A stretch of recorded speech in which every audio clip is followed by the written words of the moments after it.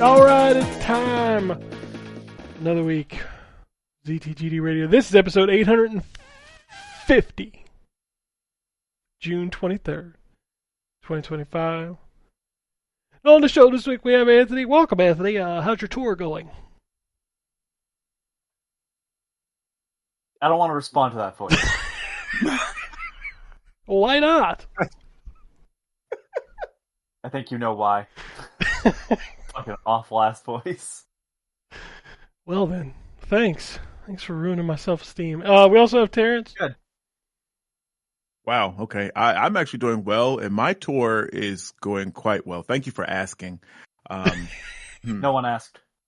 That was kind of my point. All right, fine. Anthony, you are no longer allowed on this show. Goodbye.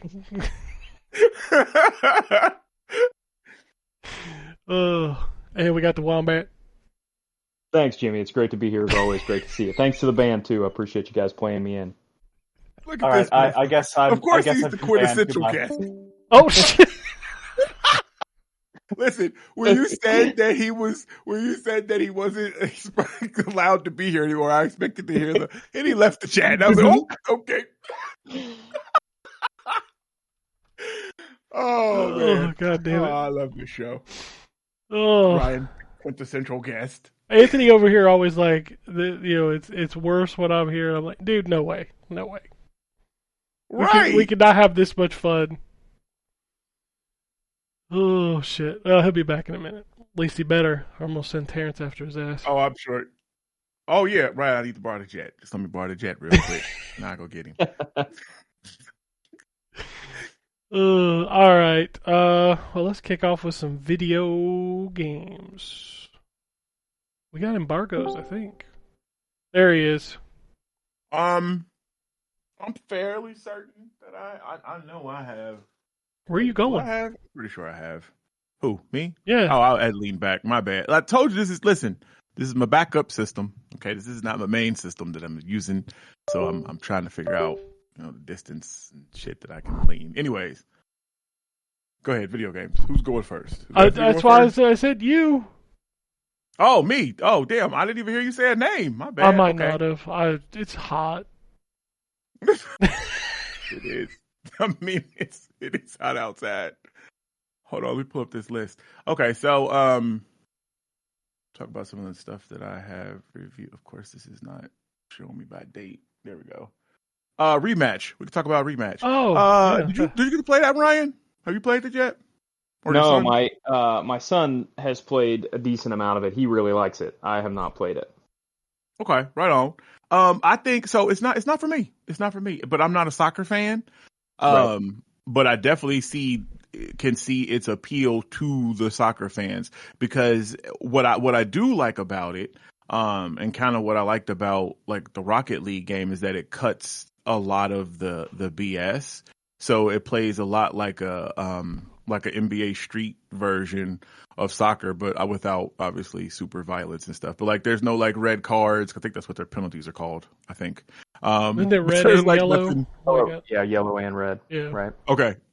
So yeah, there's no like penalties or anything like that. It's just kind of no frills, straight up. You playing soccer. It has a 2v or a 3v3, 4v4, and a 5v5 mode. But the biggest, I think, drawback on it is that it is online only. You can't play a match with bots. There's no like scrimmage or anything like that. It has like a practice that kind of helps you with like the fundamentals of the various positions that you might play on the field. So like goalie, you'll have, where like catching drills and stuff. I don't know the position, so forgive me, but the niggas that just run and dribble the ball, you can do that kind of stuff, pass it. Listen, I don't know the names. I don't play soccer. I don't watch soccer. But this is, it's not bad. Like, it definitely is a good game. And if you're a soccer fan, I think somebody, they're really going to dig it. But the online only thing, I think we talk about it all the time on here, about these different games that do that. And I feel like this might be one of those ones that may not be around for a super long time. That being said, it is only $30. So, I mean, it is definitely it's on Game a budget Pass, title. isn't it? And yeah, it is on Game Pass too. Okay. So Yes, that's going to help it for sure. And it has cross play. Or no, it does not. That's the other thing. That's the problem. That's coming later. It was supposed to launch with cross play, but it did not. They ran into some sort of issues because this is their first like online game. Well, no, it's not because that Absolver had like a weird kind of online It's component. like but Dark Souls kind of online. Yeah, it was like that. But I guess this is like the first kind of straight up like multiplayer type, head to head kind of thing. So they had some issues with the crossplay, but they said it's going to come later. Again, for the soccer fans, I think they'll definitely dig it. But for me, definitely was a good game. But No, it lacks the FIFA corruption. It's not going to feel the same. Yes, I was going to say, by corruption. the way, Terrence, also like NBA Street, except for soccer, FIFA Street. Oh yeah. Which they made 4 of. I didn't even know they made a FIFA Street. Damn, I missed that one. Okay. EA Sports. I wish they would bring that back. I liked NBA Street. I liked NFL Street. NFL Street was NBA Street was like the one. I didn't care was for the peak, NFL and definitely. FIFA, but See, I didn't even play the FIFA one, but I thought the NFL one was okay. I preferred the Blitz games that they was doing at the time, the ones that weren't NFL, and I think like LT was like the front man. oh, the drug, Remember the Blitz, drug ones. Blitz the League? Yeah, Blitz Yeah. the League, where you could Yeah. during the season or the franchise mode or whatever, you could shoot your team up with steroids and all sorts of illegal substances to keep them on the field. The MLB, the bigs, where everybody's built the like bigs. fucking a character. I like that one too. Character. The bigs was fun. There was the home run That was fun. derby in the middle of Times Square. Yes. Oh yeah, forgot about that. Break See, shit. That's Man, back video when we games used used to to get be a cool. variety of sports games. Yeah. And not Yeah, just not anymore. one game per sport. We really only do get one game per sport now. That's fucked up. Yeah, that's true. Everybody's got exclusives and all that bullshit. Yeah. Like, we don't even get the MLB trying their best at making a game with RBI baseball anymore.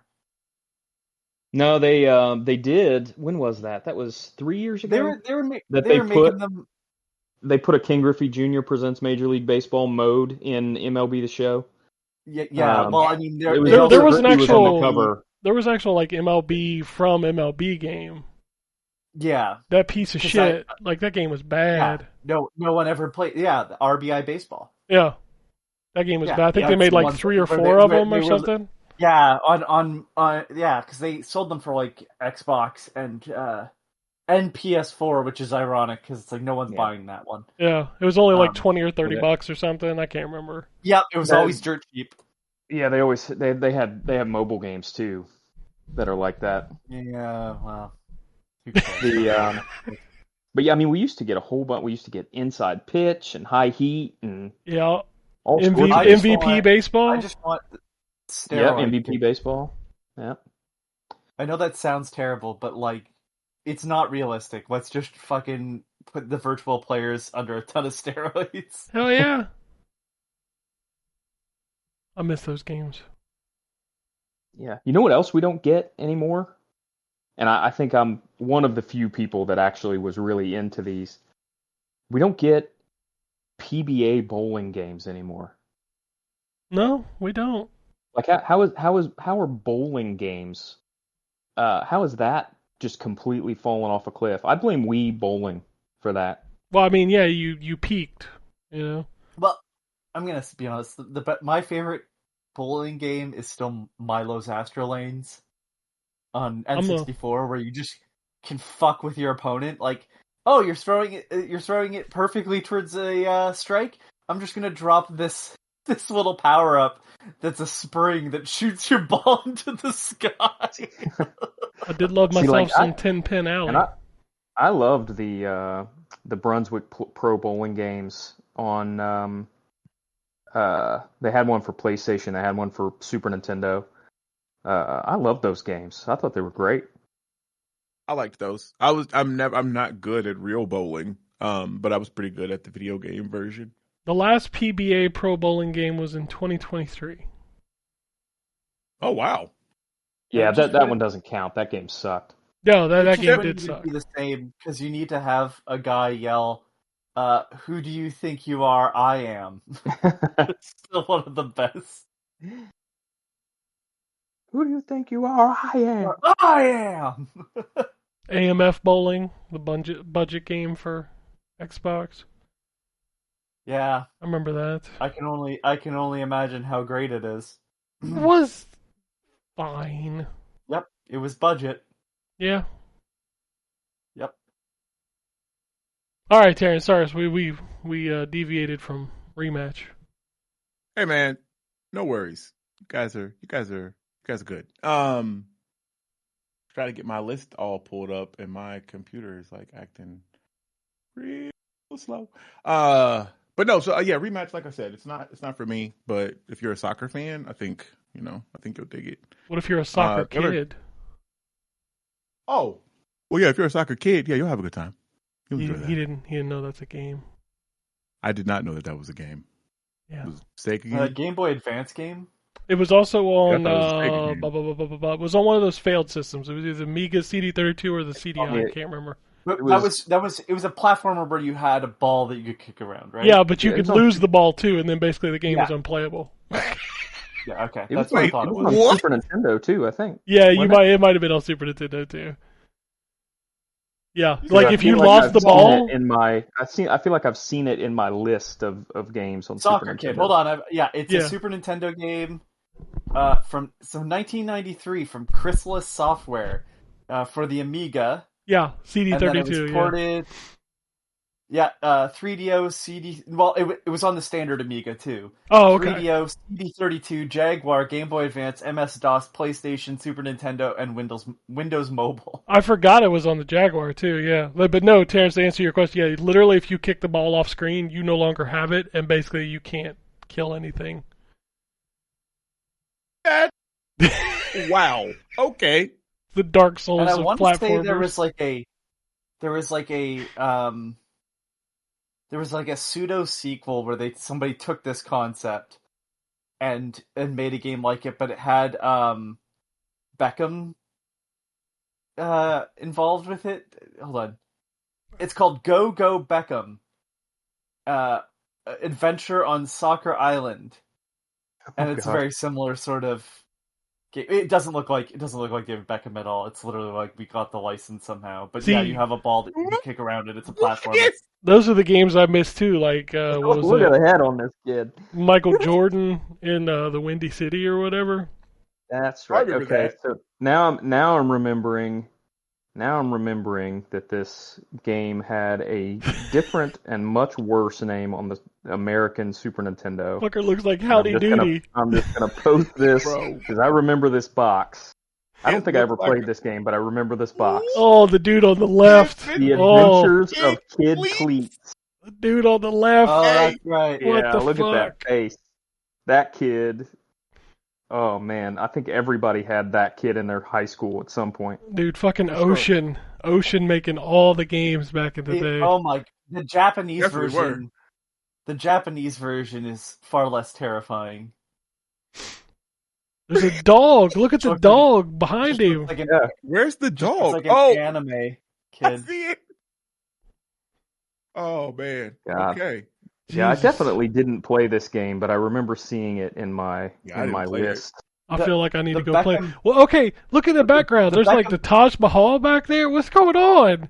The Beckham Kid game Fleet looks around. the Beckham game looks a lot nicer because it looks like Yoshi's Island. Oh man. Oh, okay. That's cool. It's a bright GBA game, but Alright, he does go all around the world with the soccer ball. All around the world. Be Oh, funny God. if he had to fight cricketers when he gets to India. Let's see. What's this David Let's Beckham do game that you're as talking well. to? Now I gotta look it up. Go Beckham. Beckham Warriors. Go. I love that it's called Beck- Go Beckham something. I don't know.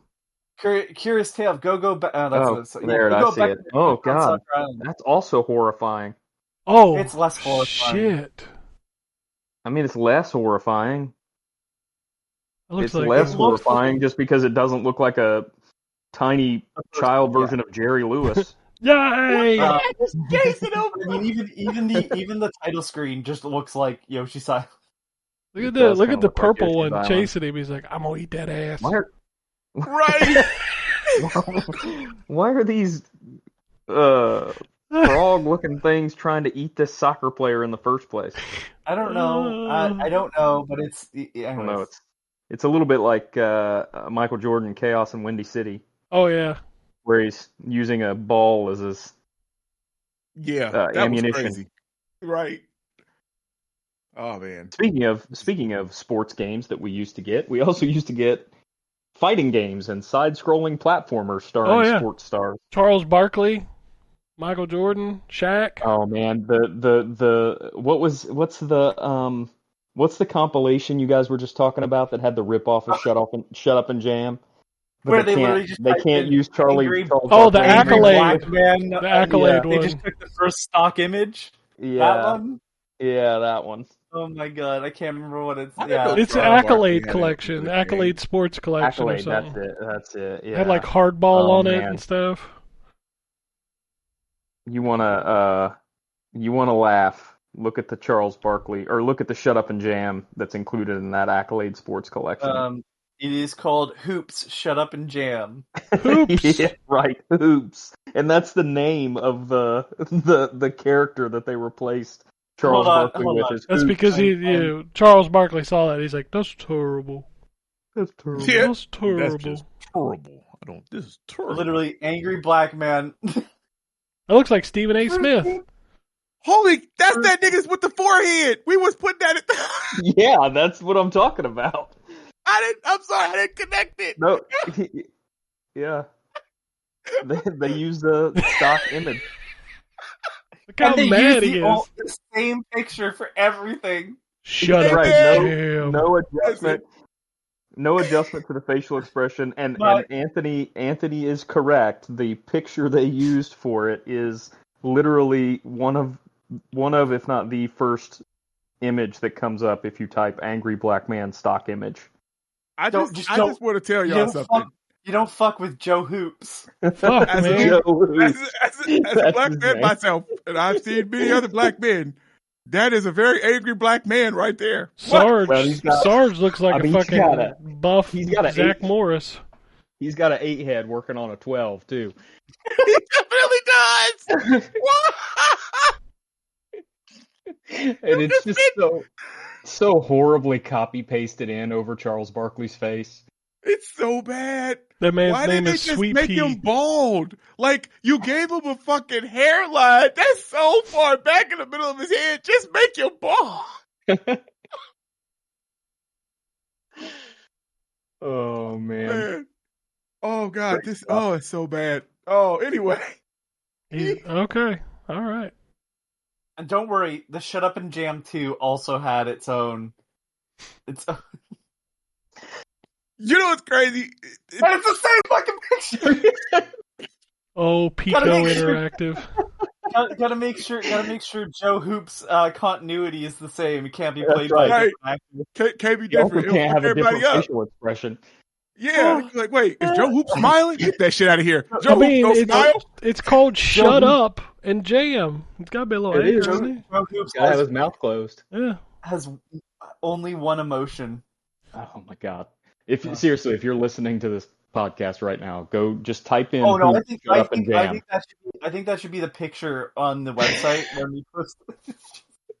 Well, it can't I be. I agree. got a big game to talk about, so it's got to be the headline. Oh well, that's disappointing. Sorry.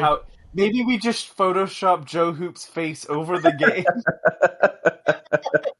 Put a shadow of his face looking down at the game somehow. Yeah. Like, Actually, I'm going to be talking about Death Stranding, so I'll just put it in the BB. In the baby's face. Yeah. there you go. I think I'm gonna replace my LinkedIn picture with this picture of Joe Hoop. I don't. Okay. People are going to be real confused when you get on that Zoom call. Hey, you're going to be so confused. My name changed to Joe Hoops. Legally, I am Joe Hoops. Oh man, that's great. Oh, God. All right, you got any other games besides Rematch? Jesus. Yes, I'm sorry. That's not your listen, fault. Joe, We shut up and jam. You know. it was my fault. I'm sorry. Okay, so moving over. I think we inevitably get the third Charles Barkley game, which is obviously has to be an RPG. Like the second Obviously, one. Yes. Joe Hoops should be the villain. Hell yeah. I was just thinking that he should be the bad guy. Yeah. Drew just in the chat. This is a journey. Man, you don't even know. Like, you don't even know the half of it, brother. Okay. So another big game. Rematch really isn't a big game, but I guess a big game. FBC Firebreak has come out. What does FBC stand for? Federal Bureau of Control. Gotcha. Yeah. I wrote a review for it. And I like it, but I think it's lacking a lot of stuff. So first and foremost, if you played Control, this game is not third person. You do not have fantastical superpowers. You're not going to be able to fly and do all the shit that Jesse Faden can do. It's a first person shooter, which plays a lot like kind of a marriage between Helldivers and Left 4 Dead. So you are random volunteers that work for the FBC, and it's some years after the end of Control, and the Hiss, which are the enemies in that game, if you didn't know, have overrun the oldest house, which is where the Federal Bureau of Control is located. That morphing, the walls can change type of stuff. If you've never played Control, jumping into this, you're gonna be like, "What the fuck?" But because it doesn't present any story. Like, you'll hear banter over like the radio, like the dude that is sending you out on your assignment will talk to his like assistant Jerry, and they'll talk about different stuff. Jerry. That kind of everything needs a Jerry now since Rick and Morty. But what's the deal with this facility? Basically.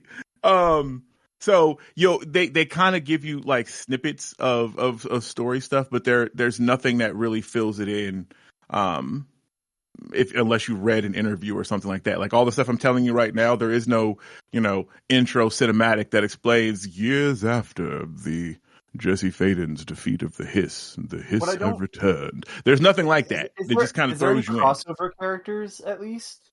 There is not. No. So none of the supporting cast are in this either. Nope. They make mention of the janitor, but like, actually that's not even that. That's from It's nobody shows up. Well, I'm not even, but like vocally, like the guy. Oh my god, I can't remember his name, but the guy that runs the containment facility feels like the character they should have had talking to you. I mean, he takes I agree. Takes a big part in the DLC, the Alan Wake DLC for Control, because like he's the guy that kind of contains all this stuff. I feel like the container. Are there any objects of power? Is that a thing in this? Yes, they're corrupted objects of power. So the way it works is kind of like Helldivers. So it's weird how it's set up. So it's broken up. The first job. Each of the mission sets are called jobs, and there's 1, 2, 3, 4, 5 in total that the game launched. 1, 2, 3, 4, 5. Each of those five jobs have 3 separate levels. So 1, 2, 3. So you can choose when you go into it. Obviously, after you beat them all, you have to beat each one. But the weird thing is like, if you pick 1, it's literally like one room. So you get dropped into the first area is called like hot zone. You're trying to restart the fans of this furnace that's going crazy. So you have to go around and repair different things around, because there's 3 classes. There's a splash kit. They're called kits. A splash kit, a repair kit, and a jump kit. Each of these items will align to some objective that you'll have to do in each level. The electric powers stuff up, the repair dude repairs it quicker, and then the splash has water, which could control like the elements and wash stuff off, because catching on fire and shit and all the other weird shit is a big deal in this game. It happens a lot. But you get dropped down. You got to complete these different objectives. If you finish the first room, you have to run back to the elevator where you spawn, where there's like a countdown timer, essentially waiting for, the drop ship and Helldivers. You get in the elevator, you're done. You go back in. Now you pick level 2. So now you're going to drop back in. You're going to do that first room you just did. Now, the objectives will be randomized. So, like, the location of different stuff that you have to repair will be in different places, but it's still that same first room. And then now it's going to open the door for the second room. And now you can guess what the third one does. Now you have all 3 rooms that you have to fight through. And the third room of each individual...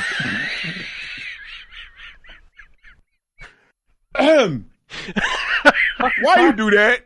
I'm so sorry. That popped up right in my eye line. Oh, God damn it. Why you do that? That nigga looked like he had a hot air head. Like he float. Like, what the? I can't stand you, Ryan. Anyway. Oh, God. Oh, man. Okay, so. The man done changed his LinkedIn. Oh. He's now You're Joe gonna Hoops. get so many more emails now. They're gonna be like, "Hey, we." Anyway, God. I'm sorry. I had that in my head. I had to get it out.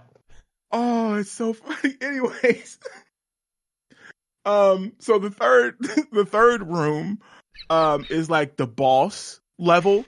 So in the first area, like I said, you're basically fighting a furnace. And each of the third rooms has like some overall kind of puzzle thing that you got to figure out. And this one, it's not necessarily a puzzle, but you have to refill these barrels with black rock and then put them in or down this like slide, which will dump them into the furnace so that it stops overheating. But every time you do that, and also randomly, it'll just overheat, which will fill the room with fire. And if anything is, not around the shielded area, you're going to get burnt to a crisp. So, I mean, you do that and then you rush back to the elevator. That's really it. Like, that's the first job. The next job is like the paper chase one, which you've probably seen clips of the sentient, Post-it notes. That third room ends with a fight with Sticky Ricky, where you have to, electrify it and turn on the water while simultaneously somebody is shooting at it so you can damage it correctly. So really, like, the locations change and the different things that you're going up against change, but there's only 5 jobs at launch. So you very well can see everything this game has to offer in an afternoon. And so with no story narrative, not even like hints or nuggets that they're, dropping about Control 2 or what, ever, other than the fact that, the Hiss have overrun the oldest house, despite, what all happened at the end of Control. I don't know. It's not a bad game, but it definitely is one that will run its course, relatively quickly, I think. And then to boot, so it's again another game that's online only, and it had so many connection issues. I haven't played it. I saw it got a patch yesterday, but I haven't got to try it. But as of the time when I wrote my review, so many connection issues, and because it plays like Helldivers, where you can run around and find the currency to upgrade your stuff, because it borrows that whole thing. Like, you have like the requisition things that have like your upgrades for your weapons and the different armor pieces. But in this, the armor pieces and stuff is purely cosmetic. But you'll have to find the currency, in the different missions, which is these little file folders, to upgrade your stuff. Well, when it disconnects you don't get shit. So it doesn't matter that you just spent the last, 20 minutes with this team really kicking ass, and you got to the last part and, you're working through the last bit. The game decides, lost connection. It just bumps you back to the home screen. It tells you lost connection. Tough shit. And I'm like, what the fuck? Like, that happened so many times. And that shit is so frustrating. Like, and I get it, lag and different things can't be controlled, but oh man, can't be controlled. It's very frustrating. I know. Did you catch that? I was hoping somebody would. But yeah, so it's on Game Pass.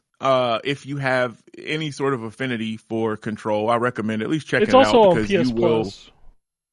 Oh, is it on that too? Yeah, Oh, wow. it's on both. Yeah, they That's knew. good. They knew. That's good. They knew. Yeah. Yeah, they definitely did. Because, yep, it needed that to really, get an audience. But yeah, if you've played Control, I would at least check it out. Like I said, don't expect, the story or anything to move forward as far as your understanding of the Control universe, or anything. This kind of is what it is, just a straight up shooter with some objectives. Like I said, it's Left 4 Dead with Helldivers 2 kind of stuff is like the perfect way to, because you'll get waves of enemies that come at different increments, unlike Left 4 Dead that had that director system that was famously would amp up the action and stuff as if you were doing too good. I don't think this does a good job of that, because they will just fucking overwhelm you and you're like, my God, calm down. Like, I mean, like at the beginning, like we haven't even done anything. Like, what are we doing? So I don't know. But yeah, it's worth it at least to check out, especially since it's free for stuff. And I'm not going to lie, that's really all I can think about, because I know I'm looking at the stuff I reviewed. I've already talked about that stuff, but that was the two newest things that I can think of, so that I could talk about. So yeah, that's it for me. All right. Well, I'll talk to Anthony. I played Corn Kids 64. Hey, I downloaded it last night. I played. So is that tutorial level like the first level? Yeah, the game has a weird sort of setup, because the goal is to go back to that tutorial level at some point. But like, how do you get to like an actual level? Because I found a mirror and it was like, this is probably too hard for you. And then I did it and I was like, that wasn't hard. It's judging my like game that skills. tutorial level is basically the first level, because once you're done that, you go back outside the convenience store and you have to climb up on top of the building, and then you hit a switch and it opens up a grate that goes to another area. It's not set up in the exact same way like as like a Mario level, but it's still clearly a collectathon. It's a bit different in the way it's set up, but I think it plays really well. No, it does. It plays really well. I do have. I want to say this. I want to get it off my chest. Indie guys. Nobody wants to play in 4x3. Nobody wants the CRT filter. Nobody wants your game to look like shit. Okay. Yeah. Can we not start the game by? I had to turn off like 37 things before I started. Yeah, playing. I did. I put it to widescreen. Yeah. I turned the filter off. I turned the anti-aliasing on. Yep. Yeah, and it's like, do you want to run in 240p? I was like, bitch, no, I do not. Like, yeah. Stop doing that. Yeah, Stop making that default. To those options, yeah. Ugh. I gotta scroll away from this. Every time it is wild, because every time I look at it, it's like he's looking me in my soul. Like, I mean, his eyes. He wants you to shut up and jam. Okay. Two things he knows.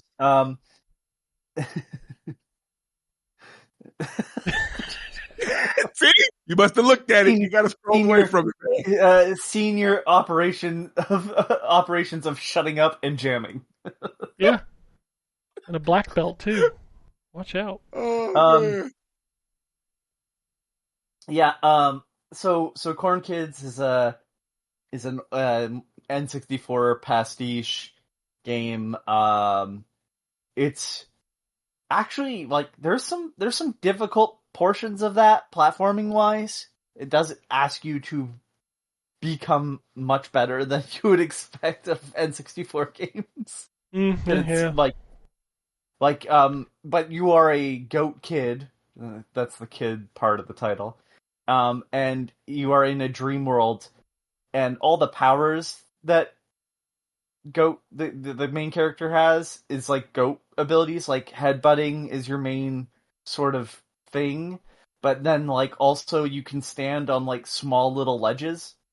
That's a big part of it too, where there's just these little handhelds on the wall that you can climb up on and stand on to jump to your next place. Yeah, I quite like it. It is. Once you get to the second area, it's a little more difficult to realize what you're supposed to be doing because it's sort of an open area, but it's also clearly like a level because there's a bunch of collectibles in that as well. But it's kind of got that same sort of sense of humor you'd expect from games of that time.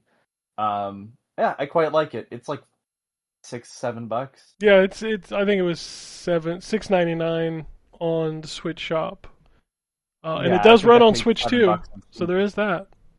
Yeah. So if that's the kids part of the title, what's the corn part of the title? Well, I mean, he's a goat. First of all, they do make references to like the Children of the Corn, even in the title, where they're like, yeah, no, it's based on the Stephen King thing, or not. The other goat kid that you run into, who's like your checkpoints or whatever, she brings up corn a lot, and he's like, yeah, don't call me that. Or whatever. So, I'm not really sure what the corn part is, but it is corn is brought up quite a bit. Like when you die fully, it's just a picture of corn rotating to ask you to continue or not. Like I don't know. I don't get it. I hope when I leave this mortal plane that there's just a picture of corn that's just kind of floating in front of everyone. I hope we could probably make that happen. Yeah. If you guys could just see to that. Funeral. It's just a funeral. Everybody has to enter a dark room, and there's just a light fixture right above a plate of corn rotating. Yep, just rotating corn. Everybody, and I'm not going to be no explanation. Everyone's going to leave. No, absolutely. This is what he wanted. It ruins it if there's an explanation. This is what he wanted. Like, what That's all you have to say. These are his wishes. Yeah, respect them. Respect the wishes. Man. And yeah, I played some more Stellar Blade. You like it? You digging it?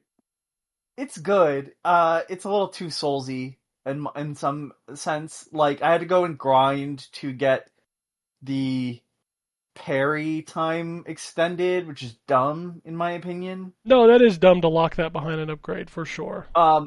And holy shit, frame rate is important in that game. I don't usually like. I had to like. If you play on 30, good fucking luck. Dude, you can't play that game at 30 frames a second. Ain't no fucking way. No, you can't. The timing challenge is all accepted.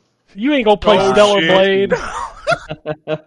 Godspeed. It's not that it visually it looks. In my opinion, it doesn't look all that different visually, but you feel it when it comes to the boss fight. You need to parry. And fuck, the timing on some of this shit is way too precise. I feel like I'm hitting it, but I'm not. And I'm like, well, I can see the wind up, I can see the timing, and I'm not doing it. And then I switch to 60, and suddenly I'm doing it the same way, and it's reacting. I don't know. It felt weird. I don't know why exactly how that works. I mean, it's pretty self-explanatory. You have faster response time. No, because that's not how that works. I still have the same response time. No. What I'm telling you is your brain isn't interpreting the correct timing at 30 frames a second. Like, you think you do something and it doesn't happen. That's the problem with this logic, though. Ooh, it is not not a bad brain. Get him. No. I understand what he's saying. My issue with that is, I thought it was going to be. If I'm seeing time that motion sets up, but the frames aren't being counted, fuck you. That's my response. I am still responding in the same amount of time. It's the game that's choosing not to respond. That's the problem of that. Like, there's no reason why you shouldn't adapt when it's 30 frames, is my problem. I don't think that game was supposed to be played at 30 frames a second. No, I assume that's not an option on PS5, so... I wouldn't know. Like, I would never I don't know for 30 frames a second. No, what I'm saying is I don't think there's, like, a performance mode. There is. Or, like, visual mode. There's a performance mode. If you put it in graphics mode, it, like, hovers around 40 to 45, so it still feels off. Okay, that's still better than the lowest setting on PC. Yeah, I don't know. It's fine. I don't know. I don't know what the fuck's happening in that game. You'll never will. Yeah, it's weird as hell. It's Okay. weird as hell. All right. Just don't Um, bother. It's Adam and Eve. Get it? Ha. Okay. yeah, I got that. Yeah. That was a better. They used those names better in Nier Automata, which that's my biggest complaint about this game is the whole time I'm playing, I'm like, this is good. Could be playing Nier Automata though. Yeah, but you already beat Nier Automata, so. Yeah, and I still think it's a better game than Stellar Blade. They're pretty close for me. Like, I like both of them a Sorry, lot. the story is better. I find the fact that there's a story at all, I think is more interesting. In Nier. Yeah, the environments are very pretty. Thought there was going to be a but. Okay. Yeah, I was gonna say, exactly. where'd it What go? am I the environments are very this game looks very pretty. Cool. Well, I love the Like combat. I That's why I played the game. my The favorite- combat's super fun. I don't think I don't like the combat. That's my least favorite part. Really? I like the The combat. exploring I had a is lot of good. fun with the it. combat Yeah, was really good. It's not. It's faster Dark Souls essentially. It's not even like Well, he's right. Yeah, they did it's that. not Bayonetta. It's not Devil May Cry. It's No, not Nier it never Automata. was. No. And I don't love this type of combat style. That's nothing new from me. So I think a lot of people tried my to make it my like a favorite- Devil May Cry, and it just never was.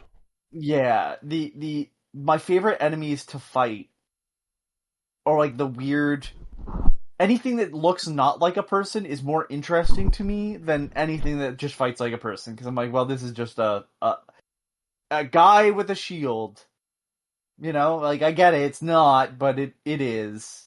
Like that's the reason why I like the weird like octopus flying things that kind of spin at you and stuff. I'm like, okay, this is fascinating because like I don't know, it's fine.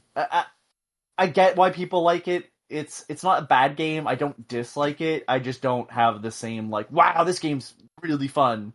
It's fun. It's okay. I don't regret my purchase of it, but like I probably won't play another one from this team.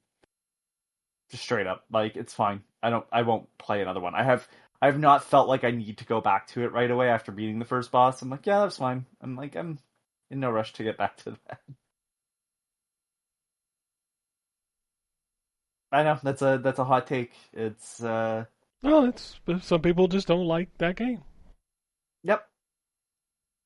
Like honestly, I'd rather play, and I'm not a huge fan of that series. I'd rather play Dark Souls because at least it's fucking slower. You know what I mean? No, because I don't. I would much prefer to play Stellar Blade.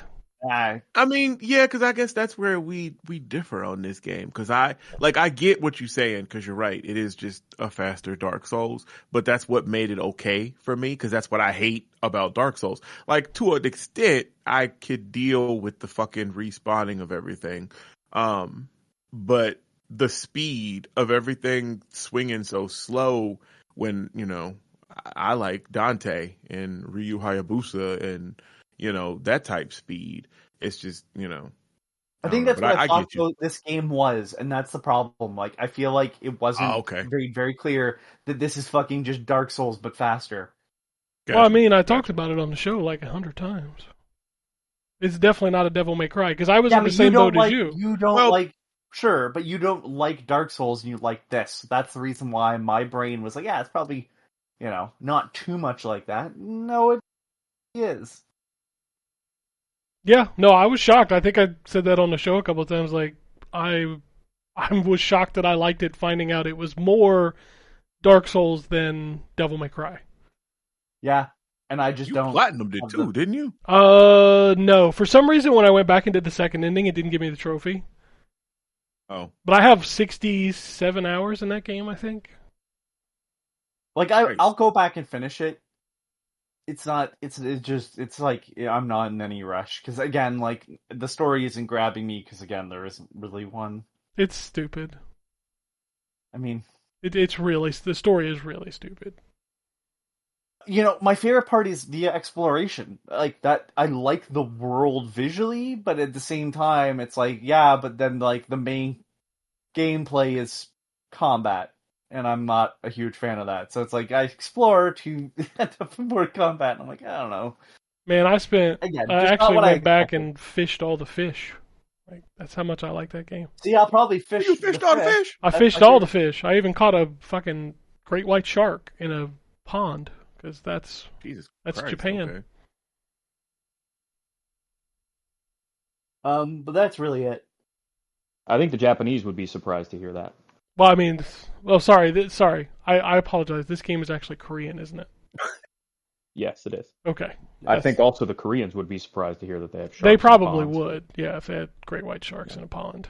I'm sure they have their own version of like Florida, where some dude is just shooting sharks in a pond somewhere. There's this is the Korean version of Florida.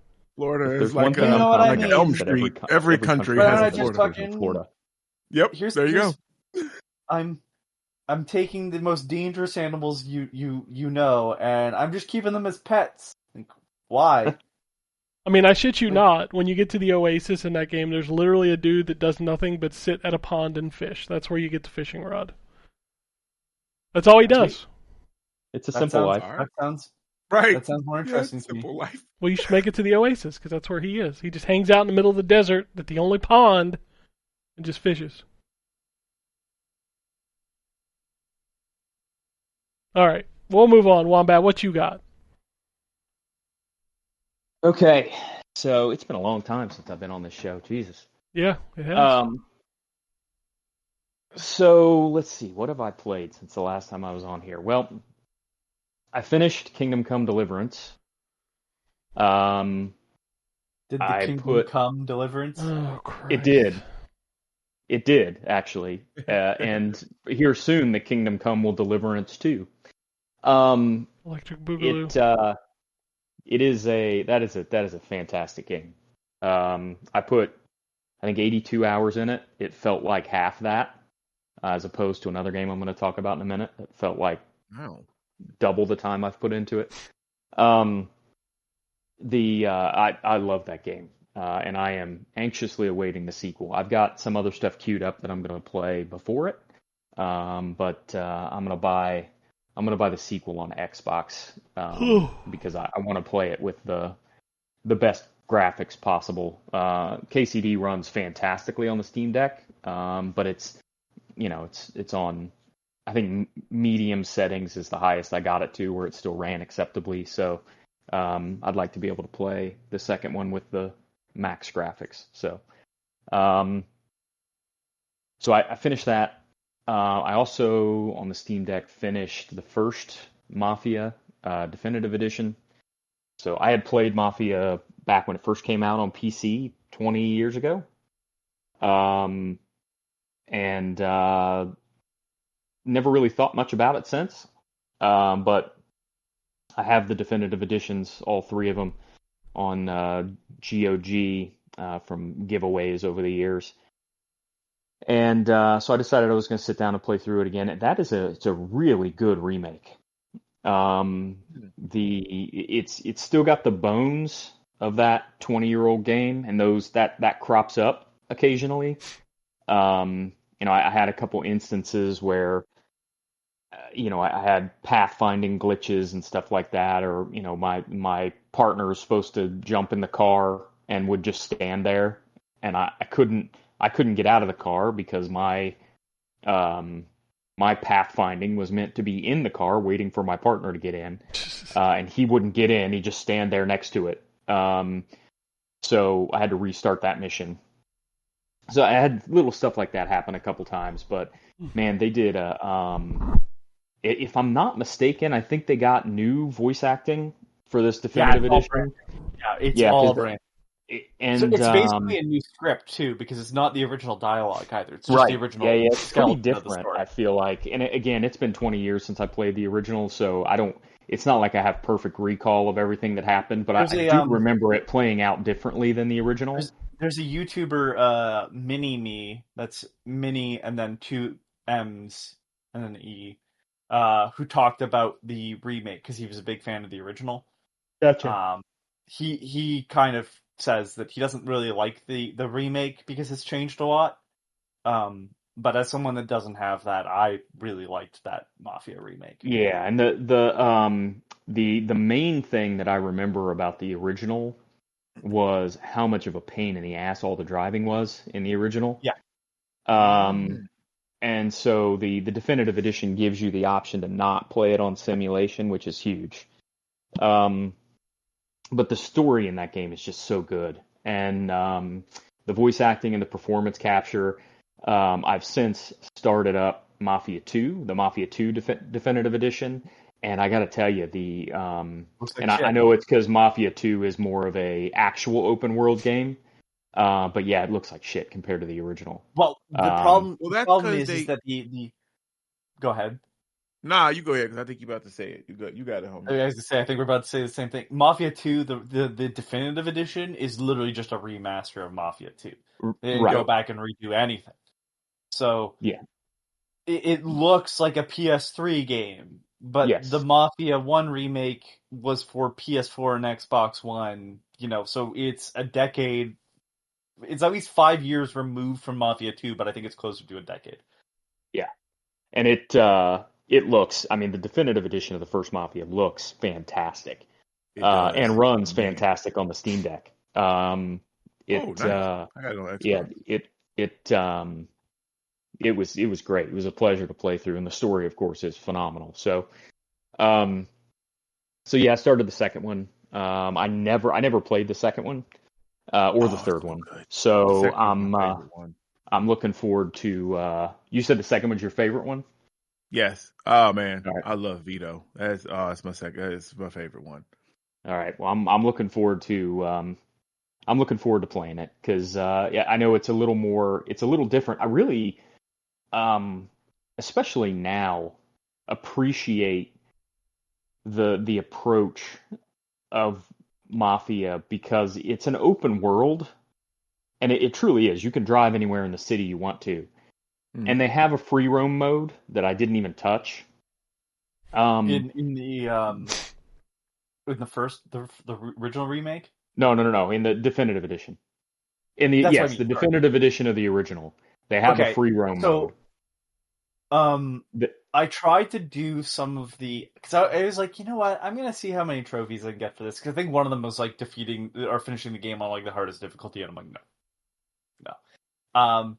Fuck, there's a lot of stuff that's just not fun in the open world part. Yeah, I kind of figured that would be the case, and I like the fact like, that I don't mind checklists, but like one of them was you had to get a car to an absurd speed, and there's only like certain areas in town that you can do that, because you actually have to like kind of go downhill but also have a straightaway.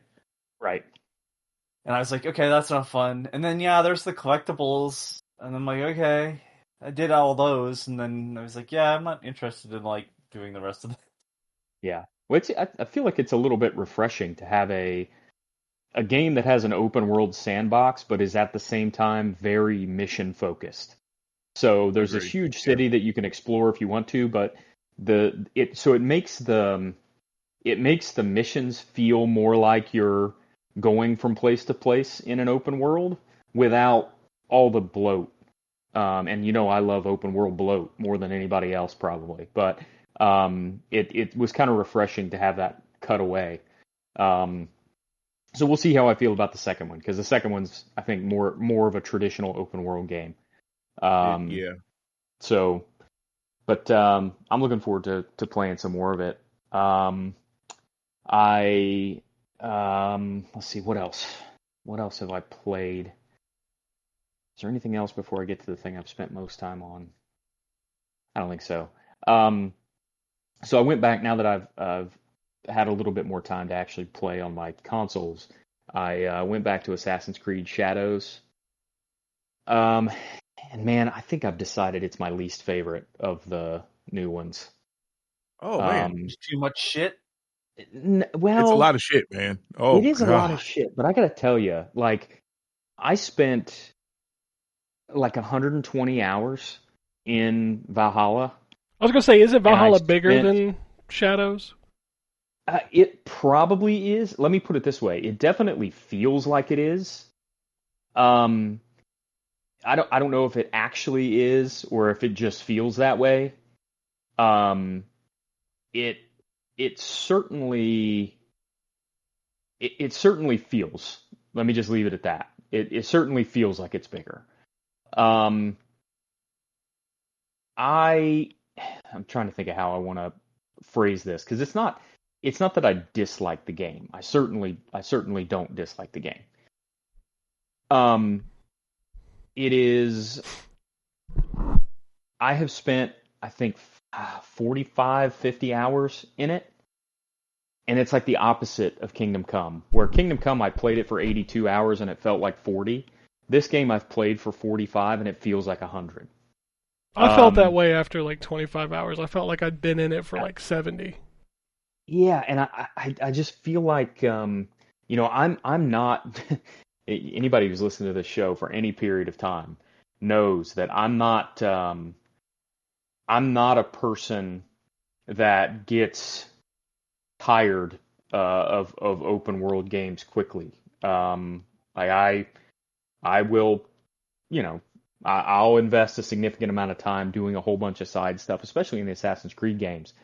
Um, this one, I'm done. I'm tapped out on any of the side stuff. I'm just doing main missions and like the stuff that feels story important. Um, I think it's just a little too samey for me. Is one of the problems I have with it. There's too goddamn many assassination target circles. There's Yes. Oh, just too sir. goddamn many.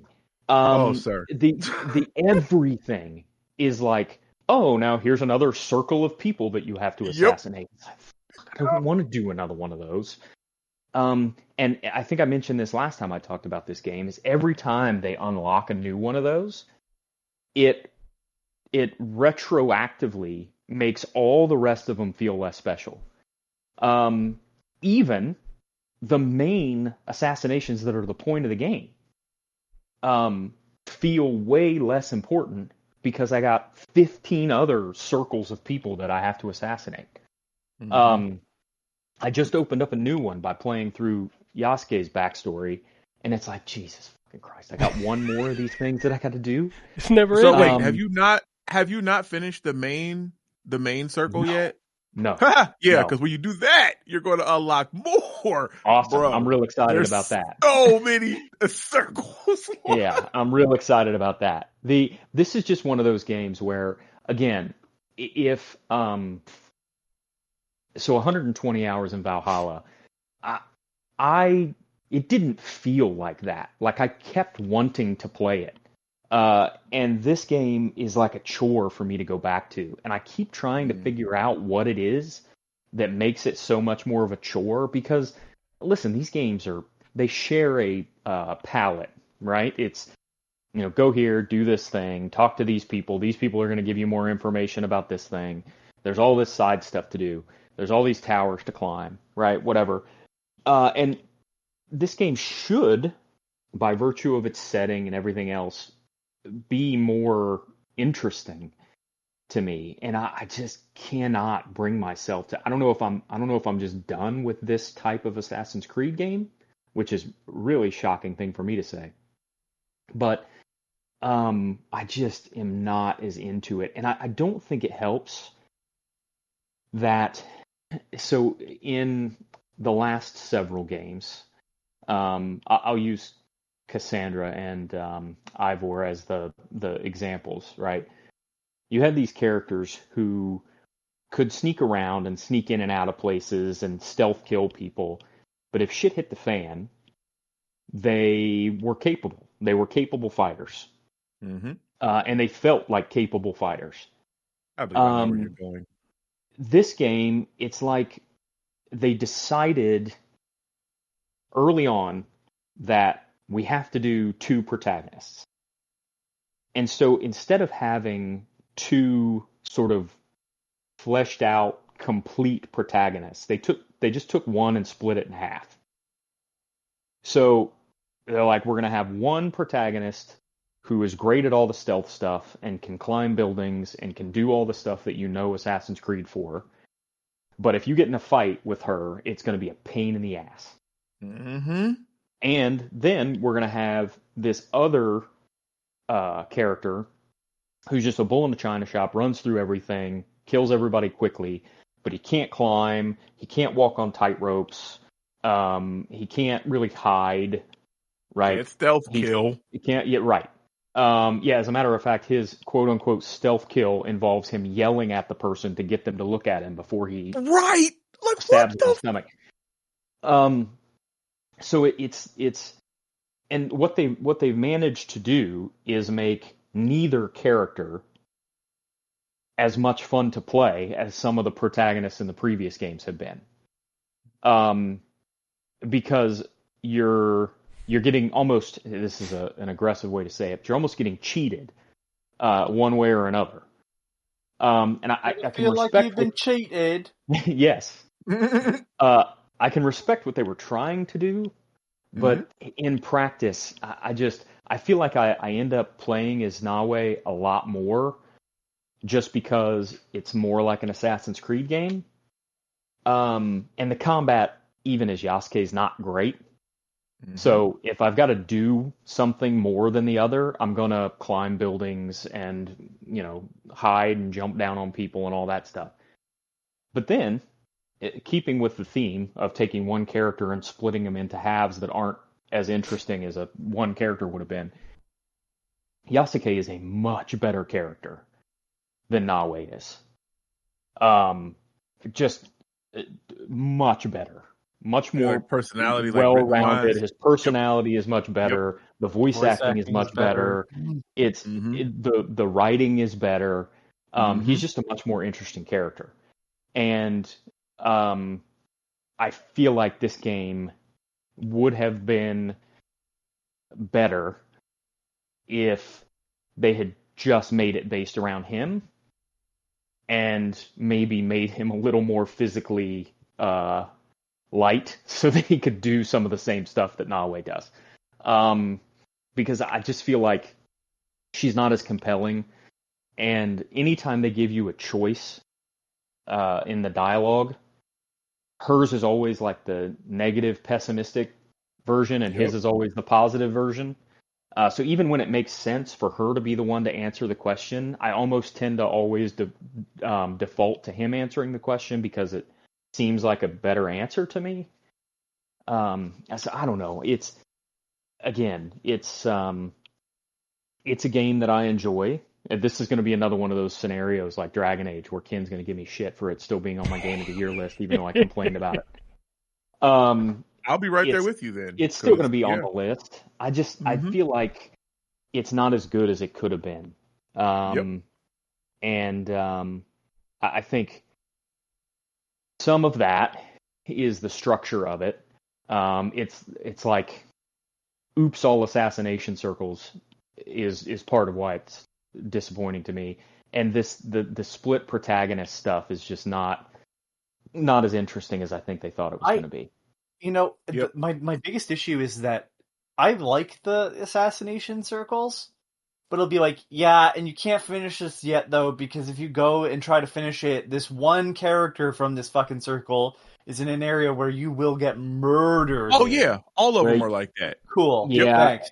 The other thing I can't even cross this off to ignore it. Thank you. Yeah, and I don't know if you've noticed this or not yet, but sometimes, even if they're not in an area that you would get, killed in immediately if you went there, the clues for them don't open up until after you've done some trigger point. Arbitrary, and they don't even tell you what the trigger point is. So you're just stuck with these open spots on the circle that you can't finish until later, but you don't know when later is. That's my biggest problem, is that you want me to do all these circles, but then you don't allow me to finish them.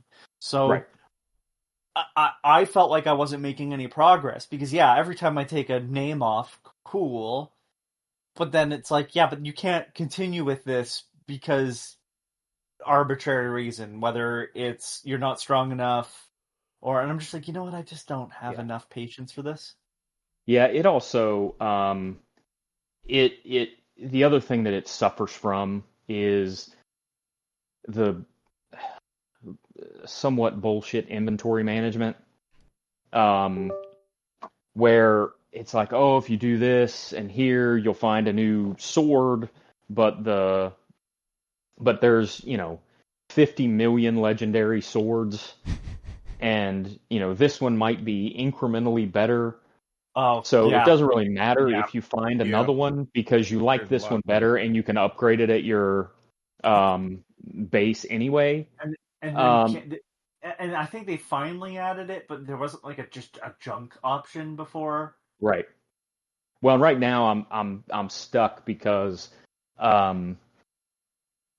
the you sort of hit a point in the game where, and again, I don't know if it's just the nature of the way that I play these games, where I do a whole bunch of side stuff up front, but I'm now at a point where my cash, I don't remember what it is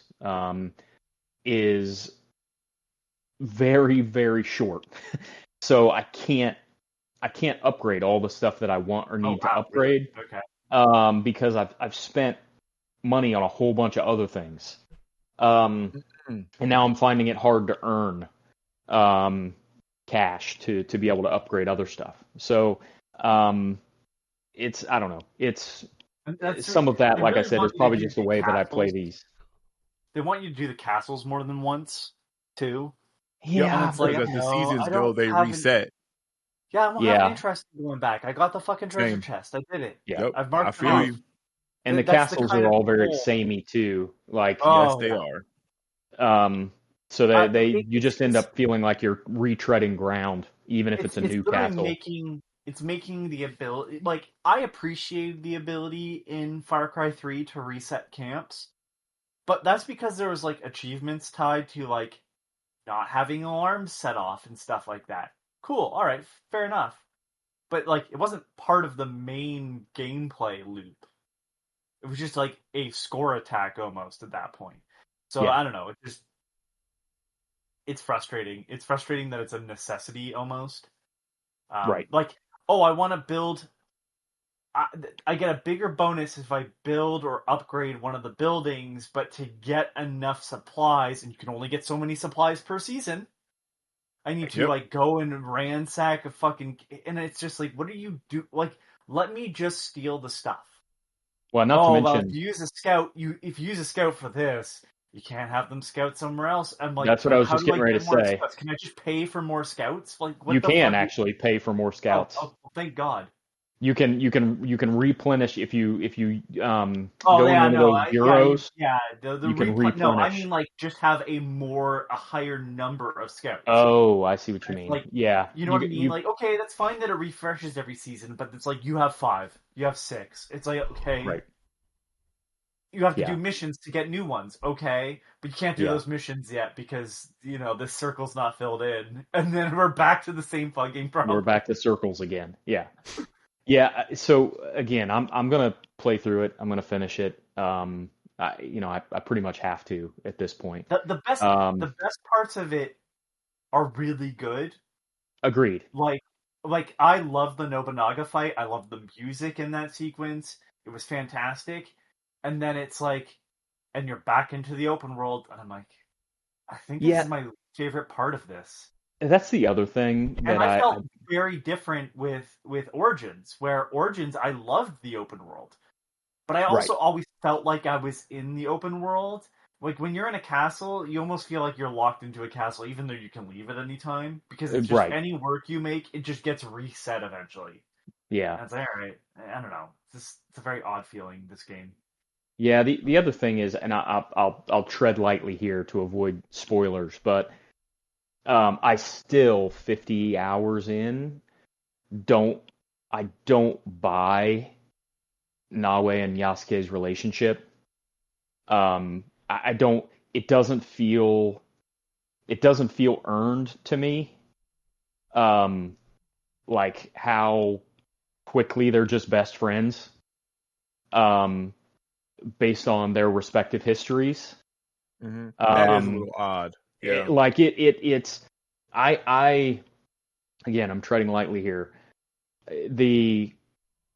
I don't really outside of the common enemy thing, I don't really buy that they would just be best friends immediately.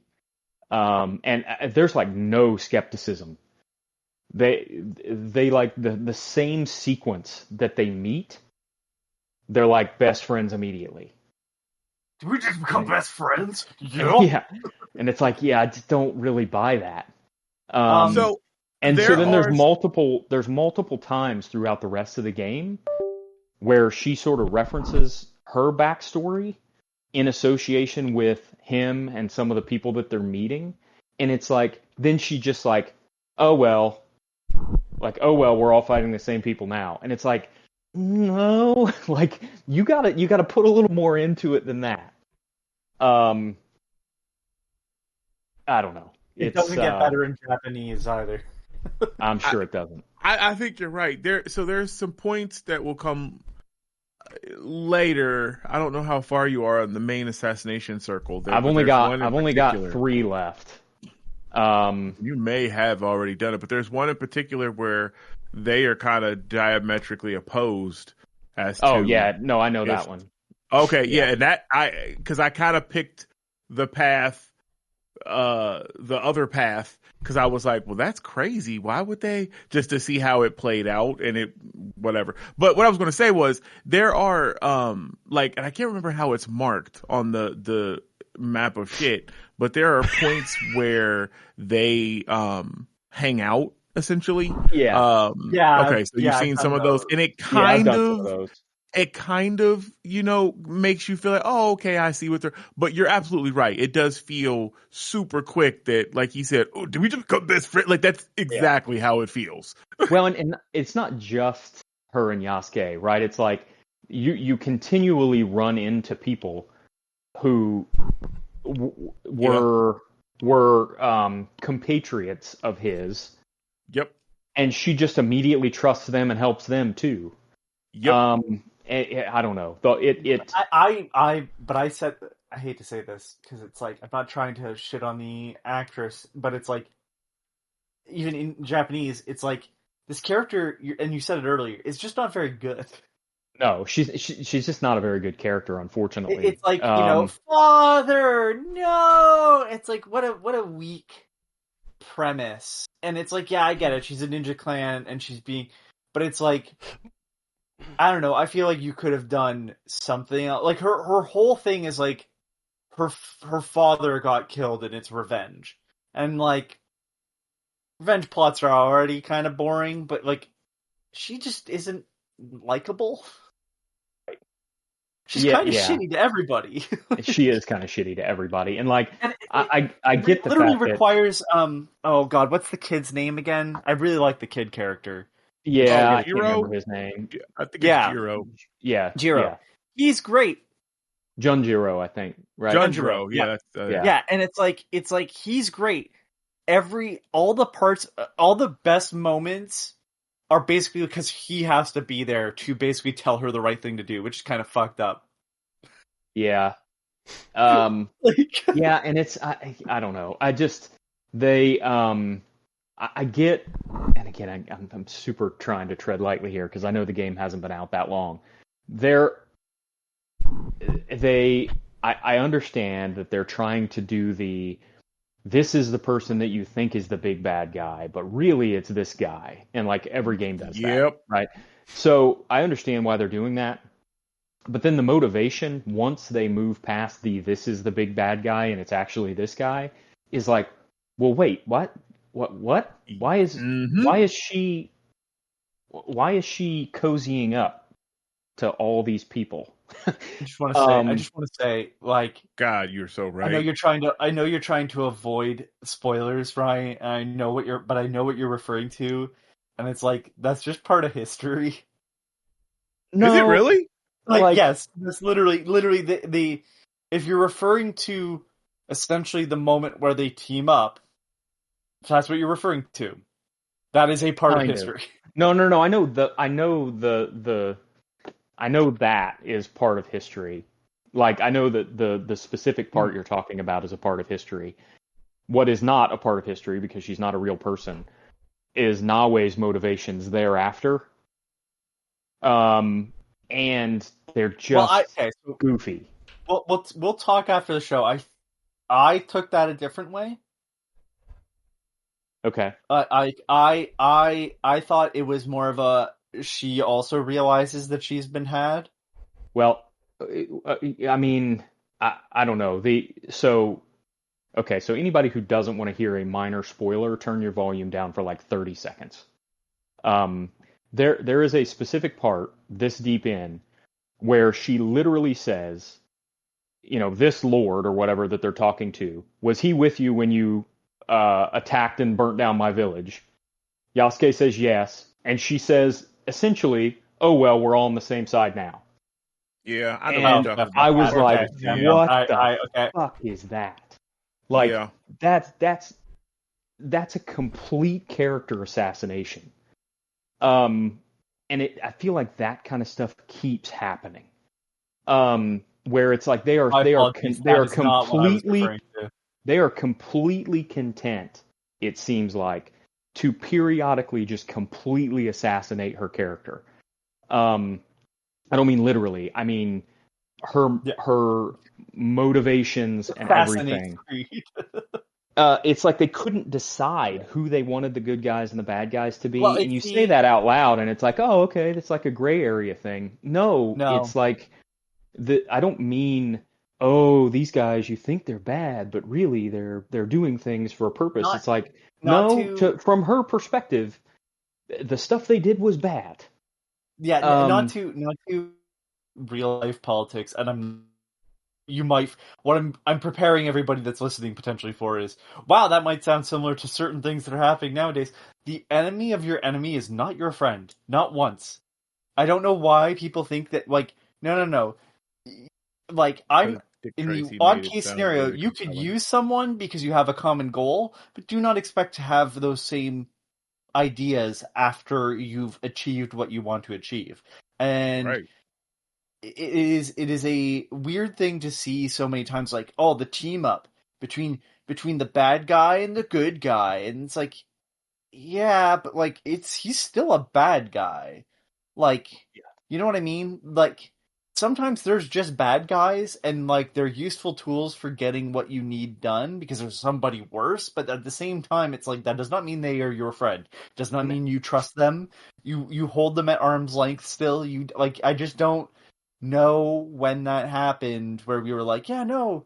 Like, without getting too much into it, I realized that, people online might say they agree with you, but when it comes down to it,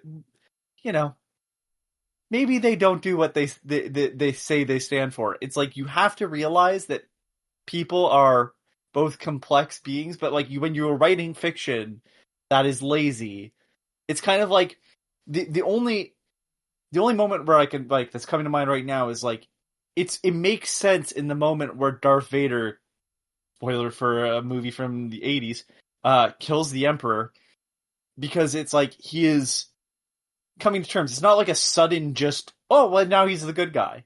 Like, no, he's still the bad guy, but he's realizing he's wrong. I know what some of the stuff you're referring to. I haven't gotten that far in this game. I don't feel like people outside of Yasuke realize they're wrong. Yeah, it's, I don't know. It's it's just not. I just don't think it's a very well told story. It's a story that has some cool parts in it. It's a story that has some cool characters in it. I really like Yasuke, and his backstory seems pretty cool. But it's overall, I don't feel like a very well told story. And we've probably spent way more time on this game than we need to. But I've been a little bit disappointed in it compared to past iterations of the franchise. I got tired of running through forests. I'll be honest. Well, that's where I was that like, too. fucking jeez, I got it. Because you know what? Because we're still talking about it, and I'm there is you know what? Like, play fucking sorry, Ghost of Tsushima. Sorry, Yotai was stuck in my head. I'm like, that is not. That's the next one. Yeah. It feels different when you're running through, and I realize Tsushima is an area of Japan. You know, we're in different areas, but like that game, when you're moving through the land, it doesn't feel like a chore. No, and it feels like a fucking chore in Assassin's Creed. Yeah, it's a really interesting point you're making because it's not one that I had really put too much time thinking about. But and it's geographical, right? But England's pretty flat. I mean, relatively speaking, pretty flat. Yeah. And so in Valhalla, you can just decide you're going to go somewhere, and you don't have to care about the roads. Like you just go there, and you'll go over some hills, and every now and then you'll have like a tiny little cliff that you have to go over. But it's pretty easy to get from one place to another. This game, it's Japan, right? In this specific area of Japan, so it's hilly as shit. And the other thing is you can't climb anywhere. So you'll run into hills or cliffs, and it's like, man, it would be so much more convenient for me to just go straight here. But instead, I got to follow this road all the way around because I can't climb this like little hill thing that's in front of me. And then and so not only that, again, we go back because circles are the whole fucking experience of Shadows. Yeah. Back to the circle. You need to do that to get supplies to upgrade your base. Right. You know what I mean? And like you're now doing all this extra work, and then for speaking on your situation, you're not loving the story, so right. you have to go through this fucking huge area to get to a plot point. And that's the reason why, like, the thing I do the most with money is buy the fucking like safe houses that you can warp to, because otherwise, Jesus, that's what I spend most of my money on. Because it's just like you have to move everywhere, and like I'm gonna be honest with you, I don't even bother with the horse because like at least there's some flexibility when I'm on foot, but it's like just it's not fun to move through the world. Well, what I don't understand is you got a grappling hook, right? So why can't, if there's an incline that is slightly steeper than I might be able to walk up on my own, why can't I throw the grappling hook at a 45-degree angle around a tree and use it to help me get up the hill? Like, why am I only ever allowed to throw a grappling hook straight up in the air? You make it too much sense now. You make it too much sense. Like even Tenchu, if you remember. Now the grappling hook in Tenchu was completely unrealistic because it was like a spring-loaded thing that it would shoot you across the map like Superman. But they jump off fucking towers and land in fucking hay bales. You know what I mean? Right. Like the most realistic fall animation is Yasuke in this game, and he still gets up. Right. It does not cushion his fall. But it's just like we hold on to this stupid realism, and then you know what I mean? Like who cares? We had a fucking flying machine in goddamn Assassin's Creed 2 or one of the parts of 2, Brotherhood or whatever. It's like, what are we doing? Like, make this stupid. I don't give a shit. But it's like the most realistic part of the game is literally moving around the map. The least fun part of any game. I know Jay has made this point multiple times. Spider-Man games. Yeah, well, Jay has made the point multiple times. Momentum fun. That like a key thing in open world games is locomotion. Like, if you nail the locomotion, that's already like puts you a high step up in making an enjoyable open world game because you make it fun to go from place to place. This game is not fun to go from place to place. Mm-hmm. But anyway, and I like Bayek. You know what? I liked Bayek, but it's like this is and I'm pulling Rockstar into the conversation. Bayek, and from the sounds of it, because I haven't played it, Valhalla. I didn't love it as much as everybody else, but I will finish it at some point. Odyssey, like those are Grand Theft Auto 5, and this game feels like Grand Theft Auto 4. which is not a compliment. Yeah, no, it's a good way to put it. It works. Doesn't mean it's fun. Yeah. Anyway, that's enough of Assassin's Creed Shadows. I've talked. It'll be $20 way in more 2 about months. It's worth $20. It'll be on Game Oh, Pass yeah. for very soon. Yeah, that's Yeah. So it's definitely worth playing, but it's just stick to the main stuff, I think. So that blissfully is the end of me, Ken.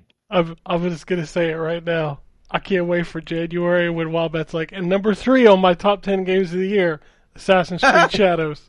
I don't think it'll be that high, but Yes, it will be on the list. mine. It will be on the list. It's probably like number 9. I think it'll end up on mine. It's not going to be super high. Oh, I mean, I haven't played enough games, so it will be on my list. So I was gonna talk about some smaller games, but I think I'll just skip. Go ahead. No, I think I'll Go just ahead. skip. I gotta we have a be. lot of news. We don't have a We have a lot time of frame news. associated with this thing. It's 1:30. Well, I mean, I played a Peggle clone called Knights of the Round Peg. Okay, you got to talk about that. I mean, Right. it's That's the round peg. it's Peggle. It's just Peggle, but you got flippers, like a pinball machine. Oh, it's like the crab power in Peggle. Yeah. Huh. This is a indie game on Xbox? Yeah, I played it on Xbox. I'm sure it's other places, but it is just flat out Peggle. I mean, it's even got the purple pegs, the blue and red. The goal is to get rid of all the red. It's Peggle. So that's multiple somewhat Peggle-like games, with Peglin also coming out recently. Yeah. There's no RPG to this one. There's like story in between levels, but I'm like, who cares? I think there's another one. I'm sure there's like I think- plenty of them. There was another one that's Round Guard. Yeah, I've played Round Guard. Yeah, that's the other one. Yeah. It's fine. Like, I played like 5 levels. I'm like, yeah, this is some Peggle. But it just made me want to play Peggle. Like, truthfully. Peggle's just so satisfying. I've never, and I only bring it up because I make the jokes about it when I can. I've never played Peggle 2. Oh my god. Oh, wow. You are Is it missing out. good? It's very good. Mm-hmm. I have nothing. I don't think I have anything I can play it on because it just wasn't fucking. It's not available on Steam. It's on I don't think Xbox. it's available on mobile. PC. It's on Xbox. It's on PlayStation, I'm pretty sure. Okay, all right. I'll take a look. I've never seen it. I'm pretty So- sure it's on Game Pass too, because it's an EA game. Hold on, right? I'm on Xbox right now. Hold on, I'll tell you. I think it's Yeah, on please, Game Pass. Please let me know because I would love to Yeah, it's on play here. it, but I. It's Okay, not on all Game right. Pass. It's not on Game Pass. but Really, it is it's an on EA It's on game. Xbox? That shocks me. All right, I'll have to. I've wanted to try it because I love Peggle. Who doesn't? But It also has Um, DLC in Peggle Knights. Yeah, you can get the Peggle 2 Peggle Magical Knights- Masters edition. Peggle Knights is for the first game. Oh well, there's Masters is what's in the second game. That's right. Yeah, it's $13.49. Well, with EA Play, so you get the discount. But yeah, it's not. That's weird. It's not on their little Game Pass thing because Yeah, like all EA Play not. games are on Game Pass. That is weird. Huh. I played a Castlevania clone called Chronicles of the Wolf, but I literally only played through the tutorial, so I don't have a whole lot That's- to say about it. That's supposed to be pretty good. I liked what I played. It is very Okay. Castlevania. It even has the same kind of like time frame and stuff like that, so it seems cool. I'll probably go back to it. And then I've just been so busy that most of the stuff I've been playing is a Rock Band. I finished what may be my last season of Madden 25 because Madden I was 26 hoping comes you were out. saying Overwatch. No, I played a couple days this week because it's the end of the season, so I just wanted to see. I wanted to like clear out some stuff towards the end of the season. I literally didn't play for I played an hour in the last 2 weeks, but then I played yesterday and the day before. I played a few matches. I'll see how season 17 breaks out. Map voting has me interested. I want to see how that plays out. I am not playing Stadium at all. Like, I don't have any desire to play that mode. Wait, could you not always vote for maps in Overwatch? No, you've No. never been able to vote for anything in Overwatch. They literally just added hero bans this past season. Okay, so it just randomly picks a map? Yeah, it's Yep. completely random. Mm-hmm. And you could end up playing on the same map back to back. Back to back. Oh Yep. God, It's That's miserable. fucking- Their let me tell you- waiting is terrible. Let me tell you, my least favorite fucking thing would be to play a robot map and then play the exact same robot map, especially the Colosseum Rome. Yeah, Colosseo is not. Fuck. It's just a Fuck that sniper map. haven, and it's not very fun. It's a piece of shit. Yeah, just yeah, no. I don't like any of the robot maps, to be honest with you. No, they're all. I don't like. What is it? There's Toronto. That's okay-ish. My favorite robot map is the one that goes through like the European town. What is the third robot map? It's like an S shape, sort of. Anyways, but there's 36 maps in that game. I can't remember their names. Yeah, there's 26 maps. You will play 13 of those frequently. No, there's 36 maps. 36 maps. You will still play only 13 of those frequently. You know what map you never play? It's called King's Row. It's the best map in the fucking game. I never get to play it. Yeah, that is the best map. That was the first map. I like the intro. In the game. Really? Yeah, that was it. That was in Overwatch 1.0. And it's been downhill ever since. Cool. Oh yeah, no, it's never got better than King's Row. Never. But yeah, this has been a problem always, Wombat. Like it's just even when I played, like That's you would interesting. end up I playing the just same always shit assumed. map over and over and over, and they really wanted to push the fucking robot. And just to explain, the robot is literally a robot. It's a push map essentially still, but the robot, you have to stay with the robot, and then as you stay with him, he pushes like a wall closer and closer to the enemy side. But then the enemy can go with the robot, and he's got another wall that's facing your direction, and he pushes that one further and further. It's a push and pull style gameplay. Yeah. Which is literally the other style of gameplay with the cart. So except the cart only goes one way. Yeah. So there's no pull. There's just a push. Yeah. Which works better. Yes. No, payload is still the best mode in that game by like a country mile. Like that is the most fun mode. Dude, there's so many fucking maps. Yeah, no, I'm just thinking of all the ones that I like. The beginning, I didn't mind Junkertown, but there was a couple that I fucking hate. I mean, the robots specifically, but like there was a couple that I fucking hated, and we'd end up playing those back to back. Yeah, my favorite maps are obviously King's Row. Hollywood is one of my favorite maps. I like. What's the one? What is it? Is it New York? Which one? There's one where you start off in the diner. Oh, that's Midtown. Midtown. I hate that fucking map. Yeah, the bridge choke at the beginning is kind of a pain in the ass. Nobody takes the train, and I'm just like, why don't you take the train? And then once you're past that, you have to go underneath. That's another choke point. Yeah, underneath the other bridge. The final section is usually where you get fucking slammed because the fucking spawn is right there for the enemy team. Yeah, they need to move that spawn. Yeah, it's just And then we lost that match. Cool. Let's play another match. Oh, cool. We're gonna lose on this again. It's the Overwatch experience. Overwatch. What are you talking about? Sometimes I go, I could play it on PC now, but then I'd have to play with a mouse and keyboard, and I don't want to do that. So. Yeah, and you couldn't play with me. Nope. I mean, you technically can, but I will not group up with yeah. PC people. No fucking way.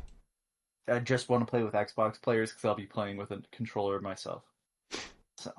Yeah, but I have not played that game nearly as much. Like I said, I'm just trying to finish out this season, get me a couple loot boxes before the season ends. It's really all I was doing. Get my points for my. I have so many like the golden weapon thing. Like I have all of them, but now there's the jade weapon and the galaxy weapon, and it's just like there are too many weapons. Too many weapons. Y'all doing too much. I mean, it's been 10 years, man. They gotta keep it fresh. 10 years. Which I'm sure you saw, Terrence, being the Marvel Rivals player, that like everybody has reverted back.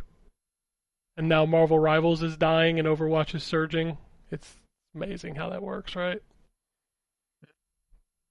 The cycle. They'll be back when the next thirst trap drops. Oh yeah, that's what they're missing now, is they need another thirst trap after what was Emma Frost like got everybody excited, and now everybody's upset with the game.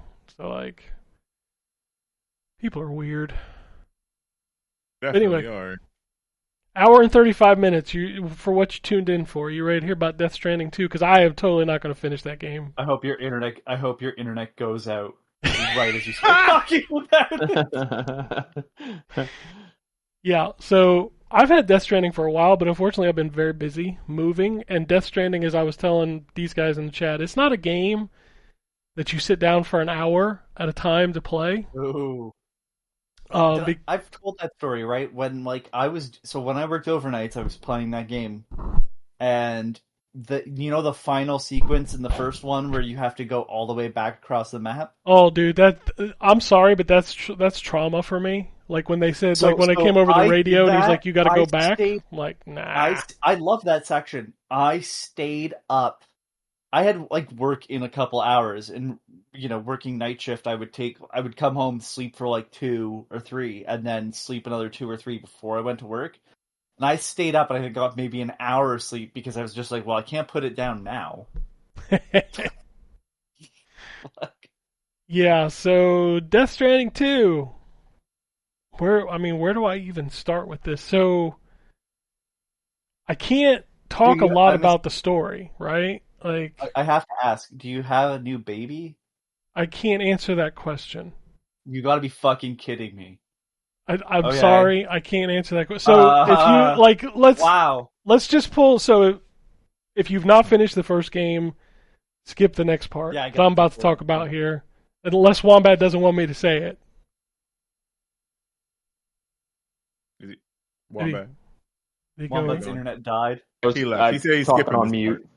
I'll turn my headset down and you guys just tell me in Discord when I can come back. Okay. So if you finish the first game, you know how that ended, right? Like, yeah, he was supposed to burn the baby, he didn't, he kept it, he's going to raise it, kind of thing. Mm-hmm. So we kind of pick up a little bit after that. He's on the run, he's hiding because he doesn't want people to take the baby away from him. That's kind of where the story starts. That doesn't... Okay. Well, obviously they want the baby destroyed because it's property of Bridges. But... Trust me, the rest of the questions you have will be answered when you play the game. No, it's not even that. It's like, all right, I suppose, I can buy into the stupidity of that, but it's just I don't know, the story kind of implied otherwise, so it's you're kind of just retconning the end. In a sense. But I'm not going to go into any more details other than I will say that this game does what video games do, where you're probably thinking after the first game... Well, you're thinking after the first game, how is this going to be another delivery game? Because that's kind of... we're done, right? We're good? Right. They kind of do the video game thing of saying, well... we're going to make these changes, and this happens within the first 3 to 4 hours of the game, where you're basically going to be doing the same thing you were doing in the first game. Just somewhere else. And that's all I'm going to say. Because I will get in trouble if I say anything else. Yeah, I don't know. It's just one of those all right. Okay, sure. I don't know. All right, I'm going to talk about gameplay now, so I think you can tell Wombat he can come back. He can come back on now. But yeah, so basically you get back to the point where you're doing connections again, where you are delivering packages, you're connecting people with the Cupid, and there's really not a lot different than the first game. It's still the same mechanics of you go to the spot, they give you an order, you take said order to the next place, you connect that place with the Cupid, they're now on the network, you get access to new equipment. It does seem to ramp faster than the first one. So you remember how many hours you were in before you got like the robot suit or the carrier. Man, those legs and stuff. Yeah. Yeah, like that stuff comes in real quick in the second game because they obviously are used. If you played the first one, you were used to having those items. I seem to be getting vehicles very easily. Like vehicles are very much available consistently. So like I can just load stuff into a 4x4 and then drive it to the next. Like I don't do as much walking in this game as I did in the first one. Being in the review period, people understand how the game works now, so my ass has a lot more stuff laying around that I can use. Like people literally leave charging stations, they leave timefall shelters, they leave bridges. Is that, and I'm not trying to rip apart his whole thing. I could buy it for one game. They better be making cars out of the fucking material of that Sam's jacket is made out of at this fucking point. Oh, the timefall stuff? Yeah, you know what I mean? Like, yeah, I don't have to spray. Why don't you build the plane out of the black box? But like, I don't have to spray the stuff if I'm carrying it in a 4x4. But does the 4x4 fall apart over time now too? It does, but you can literally just borrow other people. Like I've never not been without a vehicle. Yeah, but it's one of those things where it's like, yeah, but like, this is great and all, okay, but like he also, I played through the first game. His jacket, I never had to change his jacket. No, but you do have to change his boots, just like you did in the first game. Yeah. Your boots are always wearing out. We have jacket technology, but boots were fucked on. Yeah. So, well, that's obviously because you're walking, man. You wear out your boots. Oh, fucking horse shit. Yeah, sure. Okay, the boots we change because we wear them out. Fine. But, like, here's all this metal. It rusts very quickly. Okay. Cover the metal with the jacket material. That makes sense. And so let's so it's a lot of the same mechanics, but they've kind of refined a lot of them. So, and I'm going to reference Wombat's favorite game of all time. It has a very similar upgrade system to like Advent Rising, and which Elder Scrolls did that where the more you did it was Oblivion, right? Most of them. Yeah. So basically the more you do something, like the more you hold your breath to hide from the BTs, the bigger your lung capacity is. The more you fire guns, the more accurate your combat abilities become. Like it's got that upgrade system to where when you do something enough, you run longer, your stamina grows, that kind of stuff.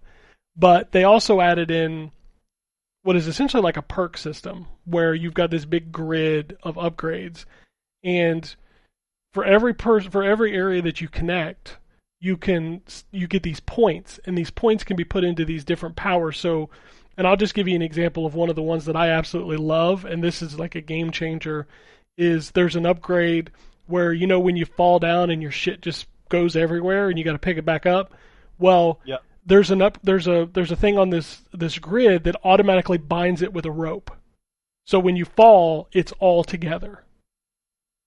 Oh, so nice. It's upgrades like that are on this grid of stuff that you can upgrade Sam with. Dig that. But it works like a SimCity grid where you have so many points and you have to use the points on the ones that you want to use, and you can't use ones that are above it unless you have the one below it, kind of thing. So you have to kind of connect them in a grid. It's nice. The combat feels a little better. I'm trying. You kind of have to, because like the combat in the beginning of Death Stranding is miserable. Yes. By the end, it's just Metal Gear Solid 5. Mm-hmm. So yeah, this game feels a lot like Metal Gear Solid 5, even more than the first one did. Good. Like it definitely feels more like that. The story has been interesting so far. Obviously, I'm not going to give any details about what's going on. Pretty sure that's because Hideo Kojima himself will somehow transport himself into your dreams and kill you there, meaning you die in real life. Nah, he sends G like off for that. Seems like he handles the light work. He doesn't like Jeff. He's not friends with Jeff. Jeff is a useful tool. That's fair. That's why he sits him for his murders. Like, No, that please. Jeff would be like, "Did you know that Hideo Kojima hired me to do his murders? I'm so excited." It's like, shut the fuck up. That's Oh, about right, actually. I will say I do like the new characters, although they're literally a collection of Hideo's friends. I mean, the fact that you're like hanging out with George Miller for a big chunk of this game. I mean, the first game was also a bunch of Hideo's friends. Yes, but he's got more friends Nicholas now. Nicholas Winding Refn is Hartman.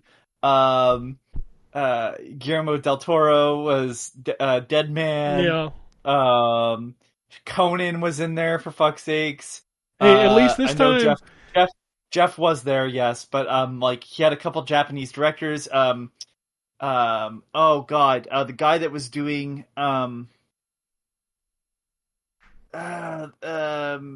sorry, creator of Uzumaki. Holy shit! Why do I not remember? Oh fuck. Anyways, that mangaka was in there too as a scan. So I'm not surprised. Yeah, but it's just weird that you're just hanging out with George Miller. Just follow Hideo Kojima on fucking on Twitter, and you'll see all of his all the people he thinks are great. He takes photos with everybody. It is essentially those people. I'm trying to think of what's been in the trailers. Like, what's her name? Elle Fanning. She was in the trailer, right? I believe so. Sure, fuck it. Like, I'm not gonna tell you who she is or what she does, but like, Fragile. Right. That's no. Fragile's in there. Yeah. Obviously, the main character whose name what's his name? Norman Reedus. Norman Reedus. Thank you. Oh, he's in the sequel. That's good. I mean, he's on the box art, so we're. Hold on. Let me see here. The doll that's been in the trailers, I like him a lot. He actually serves a purpose that I won't go into.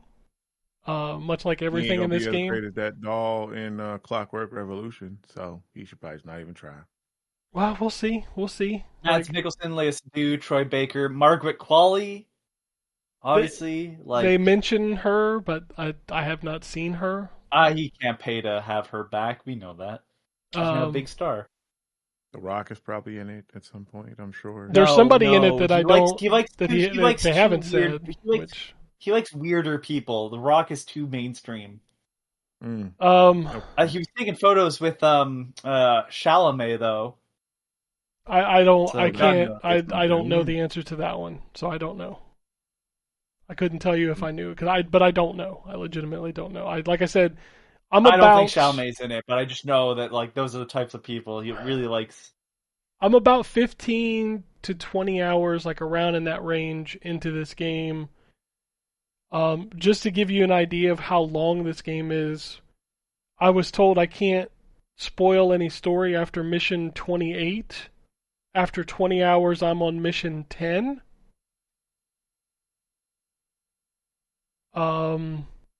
Which seems like a lot. And I just want to say, I love Hideo Kojima. I love that he does weird shit. I do not need a cutscene when Norman Reedus sits down. Oh man, we're doing that again. I do not need a cutscene when Norman Reedus puts the 400th order that I've delivered into a box. Yeah, I hated that. Jamming the skip button. I'm gonna say a name that only Ken will understand, I think. Was Doctor in the trailer? I don't think so. Okay, then I won't say it. But I'm like, I saw that actor, and I went, oh, of course. they're in everything. So. Yeah, it feels like I know we joke about Cliffy B, but do you remember Gears of War 2? What was the marketing campaign? Bigger, badder, more badass, whatever. That's what I this... I don't remember that. I only remember, I remember Gears that. of War 1's stuff, but I believe you. Like, that's what this is. It is just more of that. And if you're okay with that, you'll enjoy the game. Like, the story is weird. There's some fucked up shit going on. You're going to get some history on some characters that you didn't quite get a history on in the first game. Not going to say who. I'm just trying to think of all the terrible things you get history on. There's a big one that they're looking into in the game I'm playing right now, and I really want to know, because there's a revelation kind of at the beginning of this game.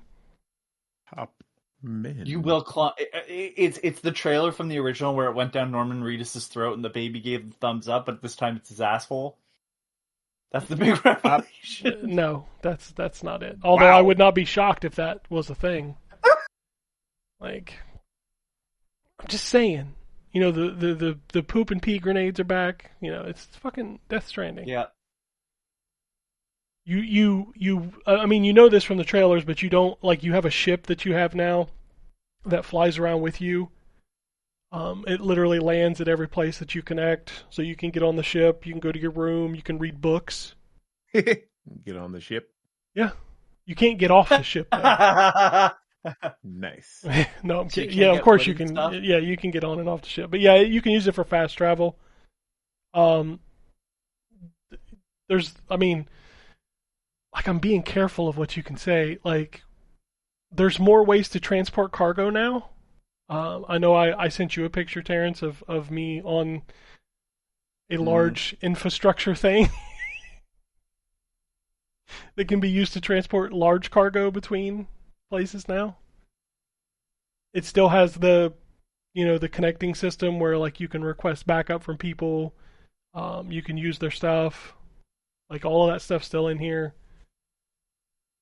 It's a lot. One of the things I do like, though, is anytime they say something that is a very Kojima-ism, you know, like, I'm using references now because we've all played the first game of, like, these are BTs, these are, you know, I'm sorry, but I still chuckle when they say people have dooms.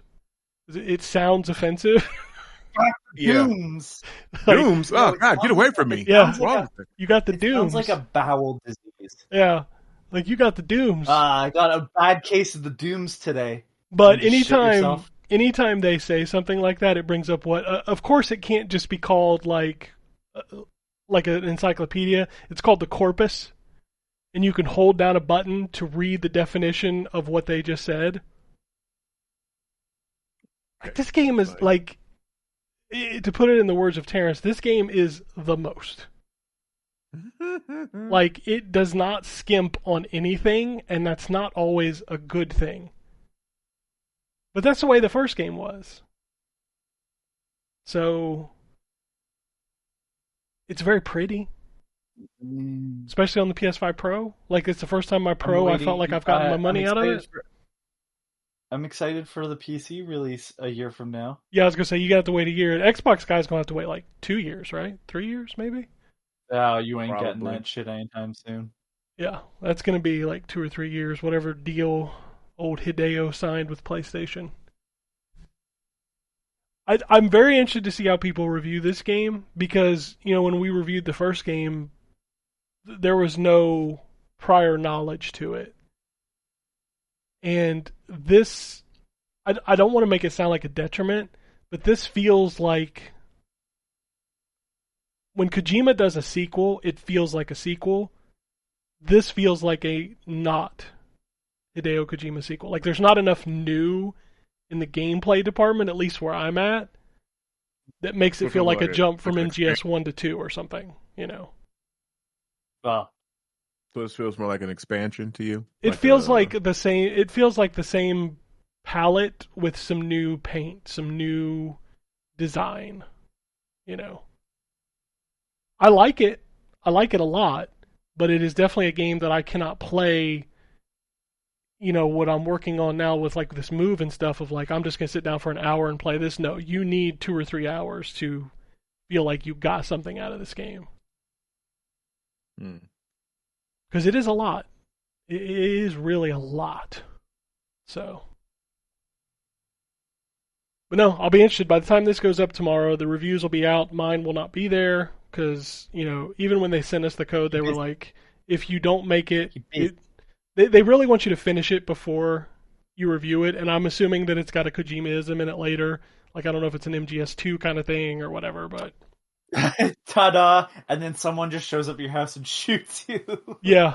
Like, I don't know. Like, I personally want to finish it before I review it. You've been stranded dead, motherfucker. Yeah, I'm definitely in the Death Stranding. My princess is on another beach. Riot's like, what are you talking about? And I'm just like, listen, you know what? At this point, I'm just listening and learning because I have not played the first one at all. First game at is some amazing. point, it's on my list to play at some point, but I haven't played it. I don't think anyone can ruin it for you. The good news is that because it doesn't make any goddamn sense until you're like right at the end, and you would cut them off long before they get there. Yeah. I could say the ending, and you'd still be like, "What?" And be like, "Well, hold on, let me give you 20 hours. Let me give you 30 hours of context." Yeah. I keep thinking that at some point I might play it on Steam Deck, but now you're making me think I probably shouldn't play it on Steam Deck if you're saying it's not really something you can play like an hour at a time. No, there's. Well, the nice part is you can. Well, you don't, but like you could in theory just close the screen, like. Yeah, I do really auto resume on my Steam Deck. Okay, yeah. Who is it that doesn't do it? I thought someone did. I don't do it, but I don't use a Steam Deck. Okay, so. I'm kind of the same. Yeah, okay. Steam Deck is the only place I use it. Yeah, it's not really built for that.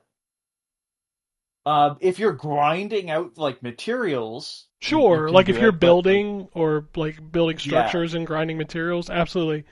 Although every time you upgrade, there's a sequence. Sorry. I was going to say, every time you upgrade a facility here or do a side quest for them, they give you access to store more materials that they give you. Oh, nice. So, like, you can literally go to one of them and just pull them out. There's an online element to this game, right? Yeah, so people can build structures in the world and you can use them, or you can borrow their vehicles. Play it offline? You can. There's just nothing there. Other stuff. Gotcha. Yeah, like anybody's bridge that was built over a river, like you don't get to use it when you're offline. You have to build your own kind of thing. There's a sequence in the first game that just it's not a spoiler. It takes place in the mountains. I would not want to try to do that in a short setting. No, that shit is long. That shit is long, and I did it without any help. I was gonna say, and I expedited that process on my own. I knew what was happening, and I just had stuff that I could put down to make that job easier. But like, it still was probably an hour minimum of just walking. Dude, I spent 10 hours in the first game because I was playing it pre-release, trying to build a road I thought I had to build. Oh, yeah, no, the road building's useless. Good lord. And, like, I spent 10 hours building it before I was just like, you know what? I'm just going to the next chapter. So. But yeah. I will be interested to see what people think, and I'll continue to talk about it as I get settled in and am actually able to sit down and, like, play some more of this. But yeah, I've enjoyed what I've played so far. It's a lot, man. It really is a lot. And I really think, like, I don't want people to edit his story, but I do want people to edit his transitions, because Jesus fucking Christ, we do not need a cutscene for every action that happens. That's part of the game, man. So, I will say this, because you're talking about the game, and I'm not trying to, it is what it is, and we kind of discussed it, and I'm not sure what he means, because he obviously uses a translator, and the translator, Japanese is not a straight translation, and then all that stuff. So he mentioned that he play tested the game and didn't like how people were responding. They were responding too positively, and maybe he's on some Hideo Kojima shit. Maybe he wasn't getting the right emotion or whatever. But I will say this: so his original intention was what he presented to people that got a response he didn't like. And all I have to say is, like, I never want to hear the conversation about artist intention ever again, because that was his intent until someone responded to it, right? So he changed it based off of public response. Like things that are released that are changed based on public response or whatever. Like, you know, that's the artistic process sometimes, right? Like, you make a game, oh, I didn't mean it this way, I'm going to change the language, and then a bunch of people throw a bitch fit online because they have nothing better to do. And it's like, yeah, like, you know, that's the artistic process. Maybe that isn't what you wanted to say, even though you said it that way, right? It's like, that's not the intent that you had behind it or whatever. Like, I don't know. Just, I hate the conversation of, like,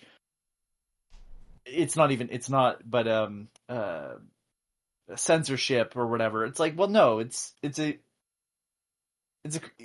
creative works are never finished, they're just abandoned, is a really good way to look at stuff. That's, you know what I mean? Like, once whatever gets released is released to the world and stops getting updated, that's the finished product. And I just don't hear the people complaining about Hideo Kojima being compromised by people that played the game early on and had a response he didn't like. You know what I mean? I just wanted to point that out because I hate those people. I don't know, man. It feels to me like saying, you know, people liked the game too much in playtesting, so I made it worse, is a way to proactively deflect criticism. That's true. I just yeah. assumed that was some Kojima bullshit about how he, like, proactively deflecting criticism by saying, well, the game was better, but I made it worse on purpose because, you know, I just didn't feel like it met my expectations of being insular. Miserable. I will be interested to see what people say about this game tomorrow, for sure.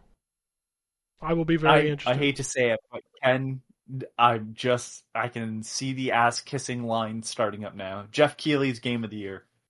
I mean, you know it'll be at the TGAs. Yeah. Oh, well. My friend, Hideo Kojima. He's not your friend. We're going to move on to what's out this week. We have a Warhammer 40k Darktide expansion, I guess, called the Arbites class. Is that how you say it? Arbites? Arbites? I think that's... I don't know how to pronounce it, but it's the one that gets the, like, little mechanical dog. Okay. How to Escape Lost Submarine? Okay. Teenage Mutant Ninja Turtles Splintered Fate, which I was informed is the roguelike game, I guess? I can hear Ken go now. I mean, yeah, it's TMNT. I want to play all the, but I'm gonna be fair. I mean, we've made this joke on the show before. Most TMNT games, most games they're kind of bad. As I had to learn, yes. Volcano Princess, Exo Calibre. Sorry, Volcano what? Volcano Princess. Oh, I'm looking it up. I Am Your Beast. Oh, okay. Poppy Playtime Chapter 4. Against the Storm. I've already let me just say right now, nothing makes me happier than when I search a game on Steam and it already says I've ignored it. Okay. Wow. Volcano Princess must be that game. Volcano Princess. Prepare the next monarch by finding her hobbies, training her for battle, and befriending the citizens she'll one day protect.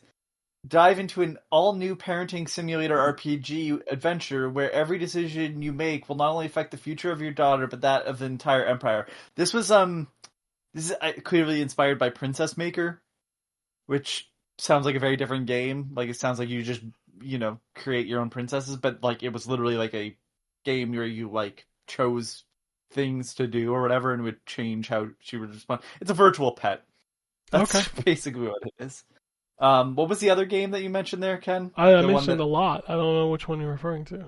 The one after Volcano Princess. Exo Calibre? Exo Caliber? It's BRE. Caliber.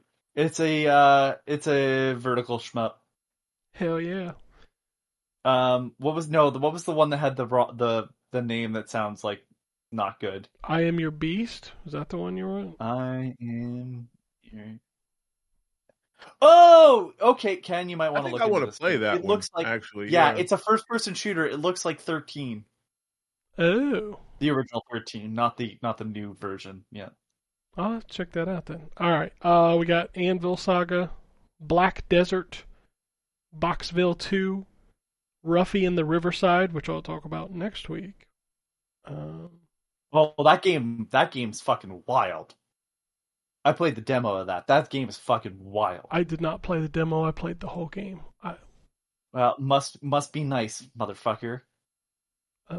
We can talk later. Rust Console right. Edition, Stasis, System Shock 2, 25th Anniversary Remaster, Antro, Bombas, Creature Kind, Sausage Wars, Truck Driver Gold Edition, and Zombies Overloaded. Boy, it's a packed week of quality entertainment.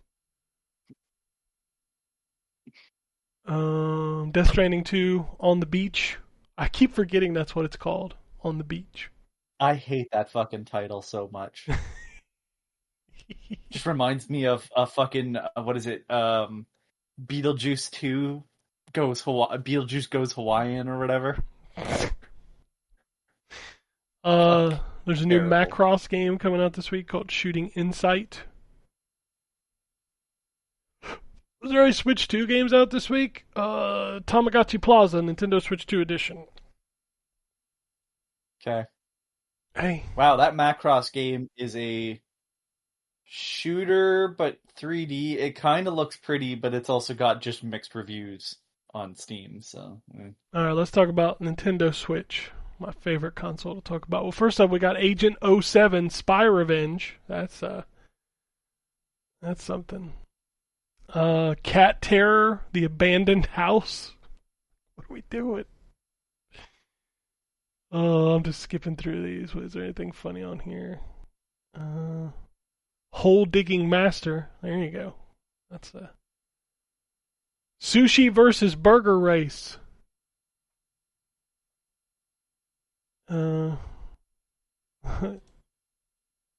Sushi versus what? Sushi versus Burger Race. I have to. I've been waiting for that one. It's a fucking kart racer. Hell yeah, dude. Sounds about right. Okay, I gotta give him credit. This looks dumb as shit, and you can choose. There's a bunch of different types of sushis and burgers. You can be a hot dog. Okay, I kind of want to play this now. I kind of love it. It looks like something that like D3 would publish, but it's like good. I have to say, I need to play it. I have it on my wish list now. All right, that's kind of it. It's Death Stranding week, so that's gonna be the big game. Yeah. So let's go through some news here. Xbox confirmed this week that they're working with AMD on their next generation of, and they used the word devices. They did. They also reassured people that they'll be able to play their library of games going forward, and they also said they will be, quote, not locked to a single store. Huh. Steam and Epic Games and GOG on an Xbox? Say what? Yeah, I'm all for this. I mean, if it works natively, that's amazing. I just want to see it in practice. I have my reservations. Minecraft is finally optimized for Xbox Series consoles. Boy, that took a minute. Cool. I just saw recently that that they've done a bunch of graphics stuff. Maybe that's old. I don't keep up with pretty. Minecraft, so I have no clue. Yeah, neither do I think they've done that a couple times. A couple had, of graphical refreshes. The water looked amazing because like the sun was beaming through the water. That's ray the tracing. And was that old? wasn't Okay, it? I haven't played it in years, so. Hey, I just watched the movie. That was pretty fun. The movie shouldn't be that good. No, it shouldn't. I enjoyed the full 1 hour and 40 minutes of it. It was pretty good. Fucking goddamn, Jason Momoa. I did not expect him to be an amazing comedic actor, but Dude, he nailed the Billy Mitchell thing. Like he was killing holy it. shit, does he ever? Yeah. And I You're liked saying him you'd by watch the him end. some Momoa? What? What? I said, so you're saying you'd watch him some Momoa? Oh Christ. If I had a gun, I'd shoot you than myself. All right. New Xbox Lord. Game Pass games. We got FBC Firebreak, Crash Bandicoot 4. It's about time. Jesus. Isn't that the subtitle of that game too? I think it is. Yeah. Lost in Random, The Eternal Die. Rematch. Volcano Princess is on fucking Game Pass. Oh wow. Against the Storm and Warcrafts 1, 2, and 3. We're going to have this conversation every time. Call of Duty World War II. Like, what are we doing? Yep. Little Nightmares 2, Rise of the Tomb Raider, and Standard gets Star Trekker and Wild Frost. Okay. According to Bloomberg, Microsoft is about to cut a bunch of jobs again, about 1,000 more. That's insane. Everything's an Xbox, but your job. Yeah, everything's an Xbox Yeah. except your job. I'm sorry. That just gross. I hate the world we're living in. If you wanted any proof that PlayStation VR is dead, the developer of Beat Saber is canceling all updates for that game going forward.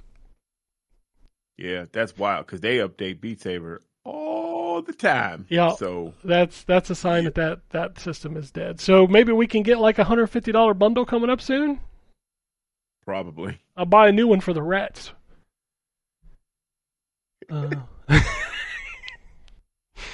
don't. Did we ever talk about the rumored God of War game that was coming? The Greek mythology one, it's supposed to be like a spin-off style game. Well, that apparently has been delayed to 2026. Sure. I don't believe it until I think you and I talked about it. I don't know if we ever talked about it on here. This is the one where you play as his brother. Yeah. Was it this one? Yeah, I think that's the one. Yeah. Donkey Kong Bonanza had a direct this week, and they announced Pauline. By the way, I hate it. I hate it when we describe a game as delayed when it hasn't even been announced. That's the world we live in, you know. They're like, oh, we Crazy. delayed this. This game has been delayed. The game doesn't even exist as far as anybody knows, other than through rumor. What was it? I watched the history of Castlevania Resurrection yesterday on YouTube, and it was like this game was supposedly canceled before it was even announced. Dang. And then they went ahead and announced it and showed it at E3, and then canceled it like 2 months later. I don't remember which one that one was. Was that the N64? Dreamcast. Dreamcast one. Okay. Yep. Yeah, Pauline is coming to Donkey Kong Bonanza, and people got weird about it until they realized she was 13. Yeah, she's very clearly a kid. Like, yeah, when you watch but people are weird. the thing. Yeah, that's they also are. the world we live in. Yeah, unfortunately. Also, I saw people out there trying to argue timelines of Donkey Kong. I'm like, motherfucker, stop. Like, what are we doing? Like, well, she's actually like a grown Nintendo's adult IPs in Mario Odyssey. Like, I don't care. Nintendo IPs are a bunch of toys. Remember when you used to play with toys and you had like maybe a figure from like one like series, and then you're like, every other character I'm just bullshitting with, and they're part of the series now too, and I'm playing, and you know, whatever. Anthony. That's how Nintendo treats their franchises. Anthony. There's no Mario lore. Mario Kart World, you can drive as a cow and a baby Peach next to the grown-up Peach. So when does that take place in the timeline? Exactly. Well, I'm gonna tell you, no. And it doesn't matter anyways, because if you're playing as any of those, you're not playing as the best character, which is Nabbit. So I don't want to hear about it. I have played as Koopa Troopa in every Mario Kart that they've ever made. I like to mix it up. I played through an entire circuit as Penguin. I do like Penguin. The you take the smallest cart and you put Nabbit in it, and it's like perfectly sized for him. And when he drives, his little ears actually go in the direction. They go back when you're driving forward, and a little bit forward when you're driving backwards, and it's great. So I did play perfect Mario. character design. I haven't been here since Mario Kart came out, so I have played a decent amount of Mario Kart, which I'm really enjoying. I know Ken has been more mixed on it, I think, than me, but the I do I think it's hilarious that the bug character just flies above the cart. Well, yeah. So it's like, why does he even need the cart? That's the bee, right? Is that the bee? Well, the bee, and there's that little like paradiddle. What's it called? Paradiddle. Paradiddle. Let's go with that. The little bug thing, red bug thing. I don't know what it's called. I don't know. He flies above the cart. But his name is now Paradiddle forever. What is it? I don't know. I legitimately don't know. You know what? You know what the worst part? You know what the worst? It's a paradiddle. What is it? She's not wrong. I'm pretty sure it's a paradiddle. Oh, biddle. No, okay. Biddle. It's paradiddle now. Shit, that's what's happening. Paradiddle. It's a bitty bug. It's a bitty bug. Okay. And it's a parabitty bug. That's what it is. But is it an itty bitty bug? It is a parabitty bug. I just love that I love that you can drive a cart that looks like a bitty bud and then just play as it flying over top of it. Hell yeah. The dolphin on the dolphin. Yeah. Yeah. That's suggestive. It is. Nintendo apparently put up an ad in an underground subway that said Metroid Prime 4 was out now. Oops. They have since commented that it is not out now, in case you were wondering. Oh, thank God. Yeah. According to a third-party publisher, Nintendo Switch 2 sales were lower than their lowest estimates for third-party software. We know which game company said that? No, they haven't gone on record, but Cyberpunk 2077 was the best-selling third-party game, and of course, this sparked the conversation that it was because of game key cards, which is not true. Yeah, I would say accurate. No, I'd say it's accurate. not accurate. It is not accurate. You want to know why? Because most people don't give a shit.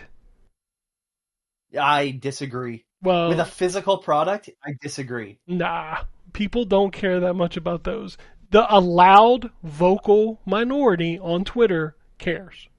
I'm not saying nobody cares, and I'm not saying that they're doing it right. I'm going in to buy right, but if you're buying any physical product, I feel like that conversation has been loud enough that why would you buy a physical product? I'm not saying this is sales period. This includes digital and physical. You want to know why these sold so poorly? Because they're old-ass games for a premium price. Also, would you like Sonic to buy and X... Arkham City? Sonic X Shadow Generations, there's no upgrade path, and they're charging full fucking price for the Switch 2 version. Mm-hmm. Yep. That's why it didn't sell. Cyberpunk only accounted for like 3%. Like none of them sold great. I also hate this. I also hate to say this, but like, I feel like those audiences are elsewhere already because the Switch couldn't do that stuff. Yeah, if you wanted Sonic X Shadow Generations, you bought it somewhere else. Yeah. You're not gonna buy it again. Or on Switch. Yeah, and you don't have an upgrade path, so your ass ain't gonna buy it again. No. Yeah. Like, it's not hard to figure out why these games are not selling. The audience has never been. I don't know. It's just, dude, 80%. City. We're dropping Arkham City and Deus Ex. Like, yeah, but like, why would I buy a Wii U for those? Not only because they're not old, but like I've played the other games elsewhere. You know what I mean? Like, I just don't. 80% of the Switch 2 console sales were the Mario Kart bundle. I'm not surprised there. Like, why not spend significantly less for the game? That's not a physical version, though, right? That's just digital. No, it's not. Well, I don't fucking know. I think they're all digital, but like I don't know. I've seen different boxes. Well, there's two from versions of different the areas. digital. It's the one that's installed on the system and the one that comes with a code. Oh, okay. See, I didn't Yeah, realize that. That's weird. All right. The actual physical version of Mario Kart World is actually on the cart. It's not a Yes. Yes, key because card. Nintendo can produce those carts, so it's not as expensive for them. But ain't none of these Right. third parties going to put 64 gig Right. cartridge. No way. I have the physical Mario Kart World. Oh, you didn't buy the Because bundle? I'm a sucker. I I personally wanted to buy the bundle, but it was sold out. Oh, Remember? okay. Uh, So you had to pay $80 for Mario Kart like me. yeah. I did.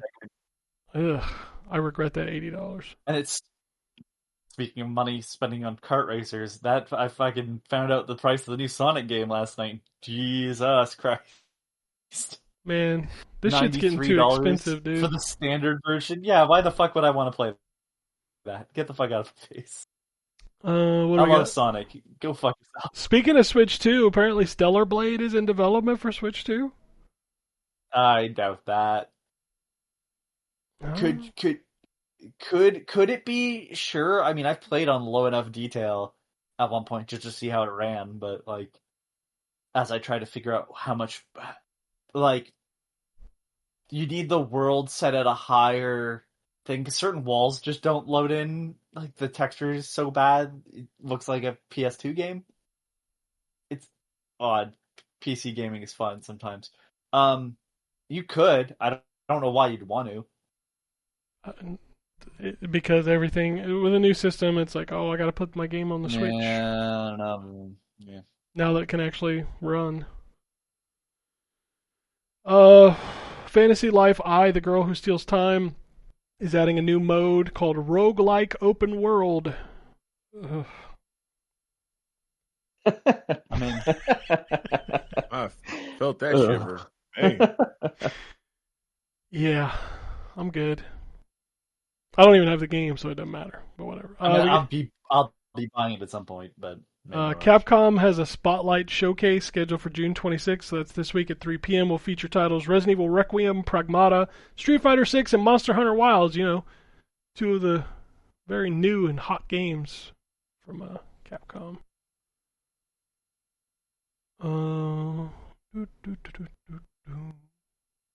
Everybody giving their people Switches as bonuses, like Shift Up from Stellar Blade, Neo-Wiz of Lies of P, like giving bonuses and Nintendo Switches. Switches or Switch 2s? Switch 2s. Okay. Warner... Get ready to make shit for this is basically what I'm hearing, so Yeah. fair enough. They made enough Switch 2s. That's why it sold 3.5 million units. Yeah, I have been, and like you were on top of that. I mean, I agreed with you, but like you were saying like, yeah, it sold the most because people, you could actually buy them, and I swear I've heard people repeat like it's the fastest selling console, ever or whatever. It's like, yeah, because you could buy them. Yeah. Any console would sell 3.5 time... million units if there were 3.5 million units to buy. At this point, though, you need to wait until, like, we're a year into it to figure out if this console is going to be a success or not. You couldn't get Wii U's when it came out, but we all know how that console fucking ended up. Yeah, I don't know how the Switch 2... care. Yeah, like, I think the Switch 2 is probably not going to do as well as the Switch 1, but I still think it's going to do alright. But we'll see. And I don't know, so I'm not that... I think $450 is a big ask for people who... like the Switch appealed to, like the very more casual, like, and a lot of younger people. Like I think $450 for an upgraded version of the same system is going to be a little harder sell. I think it's a big ask for me, and I like video games. I mean, Ryan and I are just stupid. We're going to buy it anyway. That's just there was no way a Nintendo console was going to come out that I wasn't going to buy. Yeah. So that was. I thought that myself, and then I saw the price tag and went, whoa! I was wrong. We're just stupid with our money. It's fine. I'm okay with that. Warner Brothers has restructured its game development into 4 groups. These include Game of Thrones, DC, Harry Potter, and Mortal Kombat. Yeah, so again, I'll make the same point here as I made on the Discord. That really seems like something you'd do if you were going to sell off some of those. Well, there is that rumor also floating around that Sony is interested in Warner Brothers IP, which, please God, do not let them buy any IP because they will make it exclusive and it will just make it worse. I really don't want Mortal Kombat tied to one platform. Well, I gotta tell you, it feels like them spinning off NetherRealm separate from the Harry Potter and the Game of Thrones stuff, and giving one of the guys from NetherRealm control over it, like as the head or whatever. Yeah, the Sean guy. They're completely setting that up for a sale. And I don't care where it goes as long as it doesn't go someplace that's going to gate it from platforms. It's not like Warner Brothers is handling one of the biggest fighting game franchises well, so it's not like it's going to get worse in most places. I just don't want it to go to PlayStation because they will literally make it exclusive, and that would just be miserable. There should be no more exclusivity. Exclusivity is dumb. What else we got? Borderlands 4, Randy Pitchford was all happy because it's only $69.99. Imagine celebrating that. Yeah, this guy. I mean, I'm gonna say this, and I can't believe I have to. I can't believe I have to even somewhat defend Randy Pitchford. Y'all were upset when it's not that price. So, the price that everybody was afraid of, it's not that price. So what do you want from the guy? Right? A good game? I don't. Well, that was not in the conversation. I mean, so but guess what, buddy? That's not what you were getting today. That wasn't on the voting ballot. Why is saying nothing never an option? Like that is a good question, because he didn't have to say anything. Like, great, it's not $80. Thumbs up, my guy. But you didn't have to make a fucking post saying, "Hey, hooray! It's only $70. It's going to be really good." Like, but he did. But he did because some asshole was like, "This game better not be $80." Now he could have not responded to that. Fair enough, but that guy could have also not written that. True. So, I mean, then it all goes back to maybe just don't respond. Like, do y'all know how many times I want to respond to shit and I bite my tongue because I know, well, this is going to be a long drawn out war. And while I think I can win it, do I really want to fucking fight it? Is there anything worth posting like that? All I have to say is he made it so that guy, guess what? Guy that was angry with Randy Pitchford saying this game better not be fucking $80. You're welcome.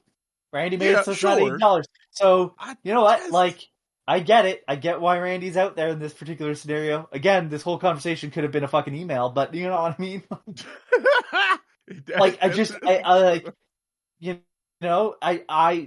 I'm sorry. Like, this is one of those, you got exactly what you want. Not us in this group, but like, the people that complained got exactly what they wanted, and now they're complaining again. Maybe you just are angry. Yeah. Also, don't talk to Randy Pitchford. You should know this by now. Definitely that. Definitely don't go to medieval times with him. No. I didn't comment one way or the other. He'll show you a magic trick. I've looked at. Oh God, they show. Jesus Christ. No, I don't want that. I don't want that kind of magic. If you find a USB stick at medieval times, do not plug that in. Jesus. I saw they had a bunch of different trailers for Borderlands 4. Some like late game footage and stuff like that.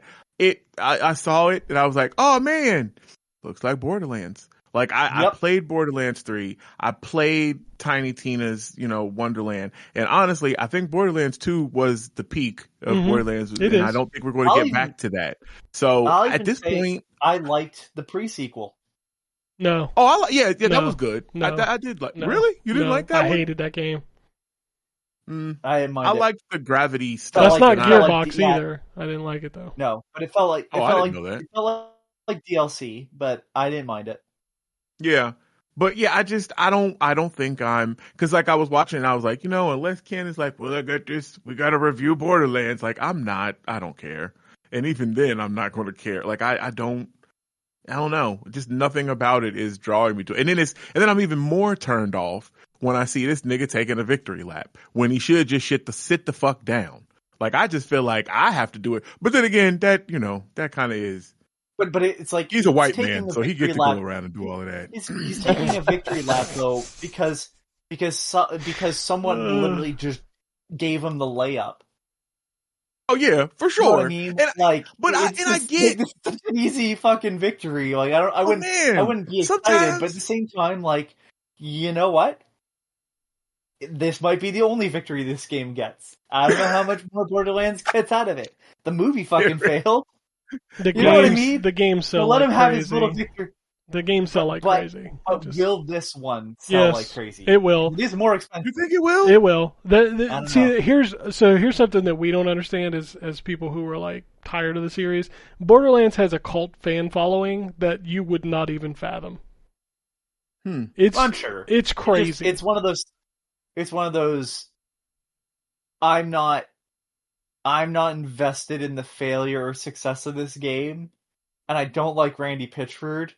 But in this particular scenario, I go, If someone hadn't fucking, again, literally just rolled out the red carpet for him to be able to do this, I wouldn't. Like, if he came out and was like, it's $70, and there wasn't, like, a month ago, people were angry with him over potentially it being $80, like, I wouldn't be like, yeah, that's not, but, someone did that, here we are, fuck it, like, this is a victory, and you know what, maybe he did go and talk to the publisher, I don't fucking know. I don't know. I don't care. I doubt it, but I don't know. Talking about the gameplay itself and less about the, it just looks like it's more of the same. Yeah, like all the videos I saw. The best Go playing ahead. Borderlands is the first game. No, I think it's the second one. I think it's the Incorrect. second one. And I'll tell you the reason why. Listen to this motherfucker. Right, like damn. Hold on. Going back to what Ryan said earlier about legendary equipment in Assassin's Creed that makes everything else useless, in the original game, you could get white weapons, right, which is the lowest rarity, and just like they real would life, be more powerful and more useful, correct, than some of the higher rarity guns. So when literally the second game removes any possibility of that to the point where everybody basically needs legendary weapons in the end game, I don't know, that removes a big part of the enjoyment of finding new weapons. You just kind of look at them and go, I don't need this. Slag weapons were useless. Like, was the world more interesting? Were the enemies more interesting too? Sure. But the main gameplay loop of looting guns and all these weapons and stuff like that became really pointless in the second game, when literally it's just like you can look at a weapon's rarity and go, it's probably better. Because 99% of the time it is. I mean, I understand where you're coming from, but like what you saying ain't changing the fact that I had a shitload more fun playing 2 than 1. The humor's better in 2, I get it, but it's just to me, that's where the game series was like, okay, we're moving towards something completely different now. And I don't know, it's kind of like in a loot game, I want you to be excited about getting loot still, and eventually in Borderlands, that is not appealing anymore. You start leaving guns behind because who gives a shit?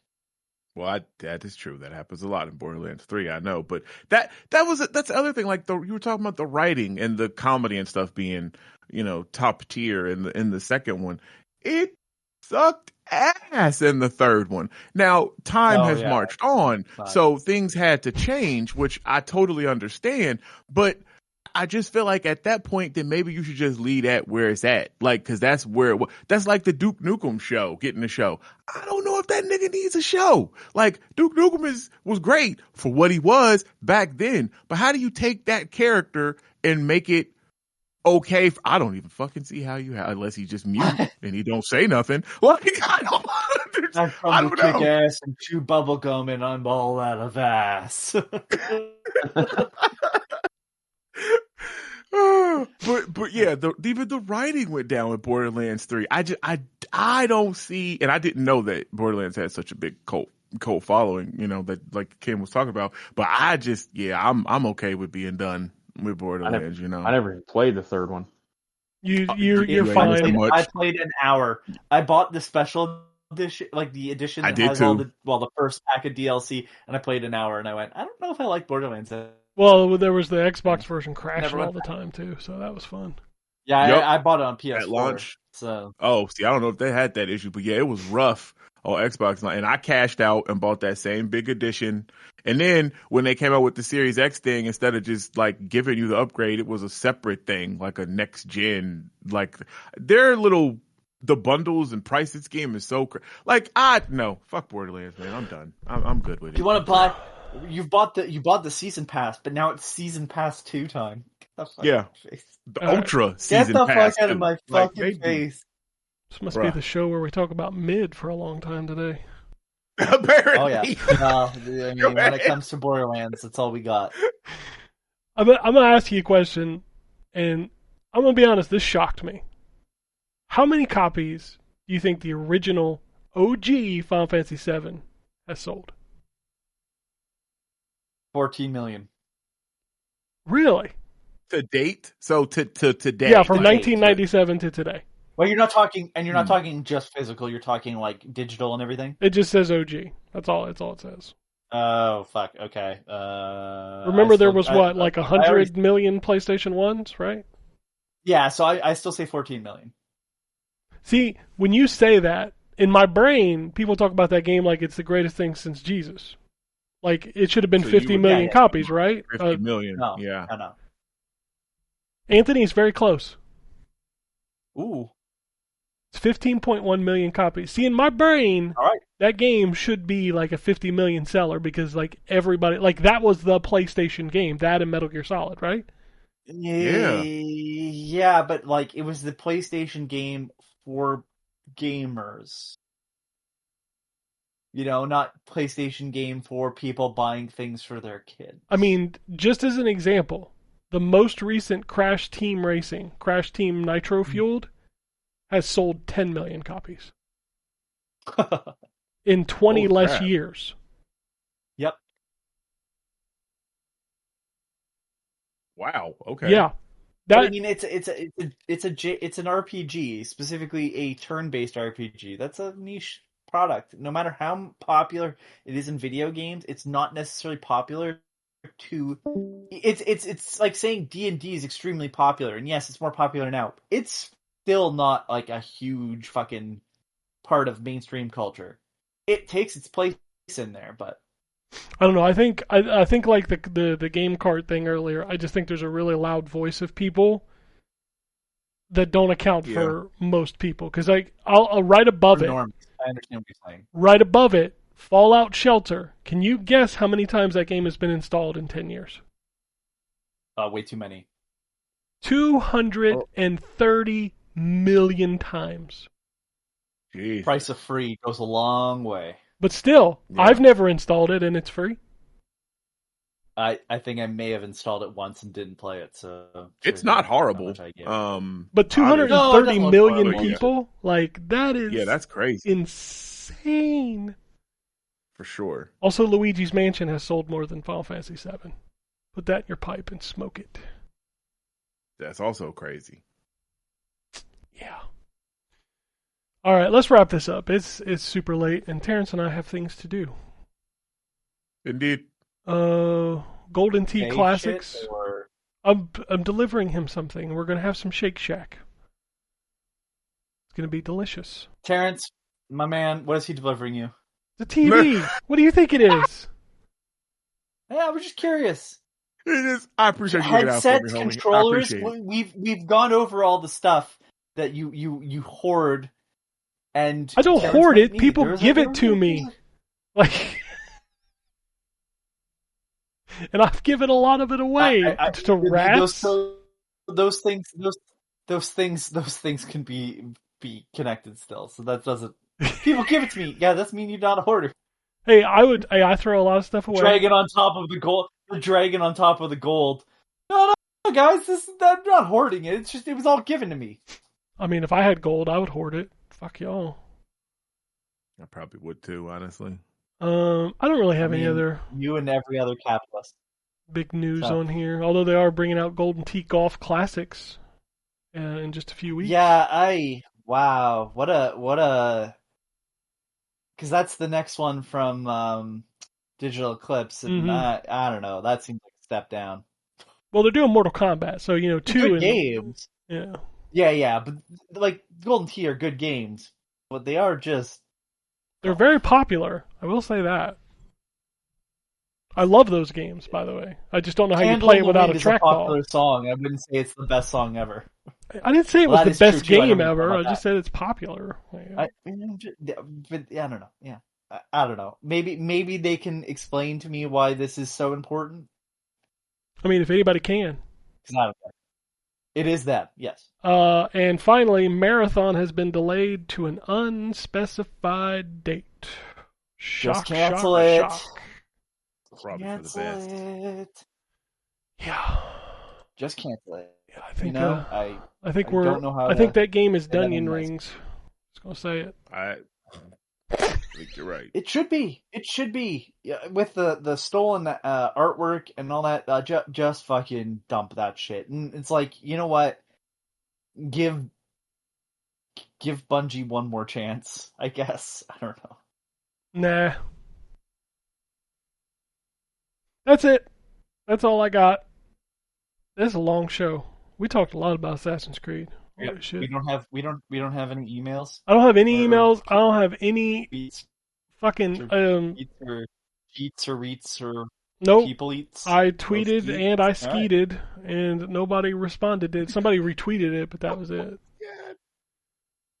I didn't have any emails. Although the email, like, I don't know anybody who has one of our email addresses. Like, I've been having issues this weekend getting Google to pull my fucking emails. So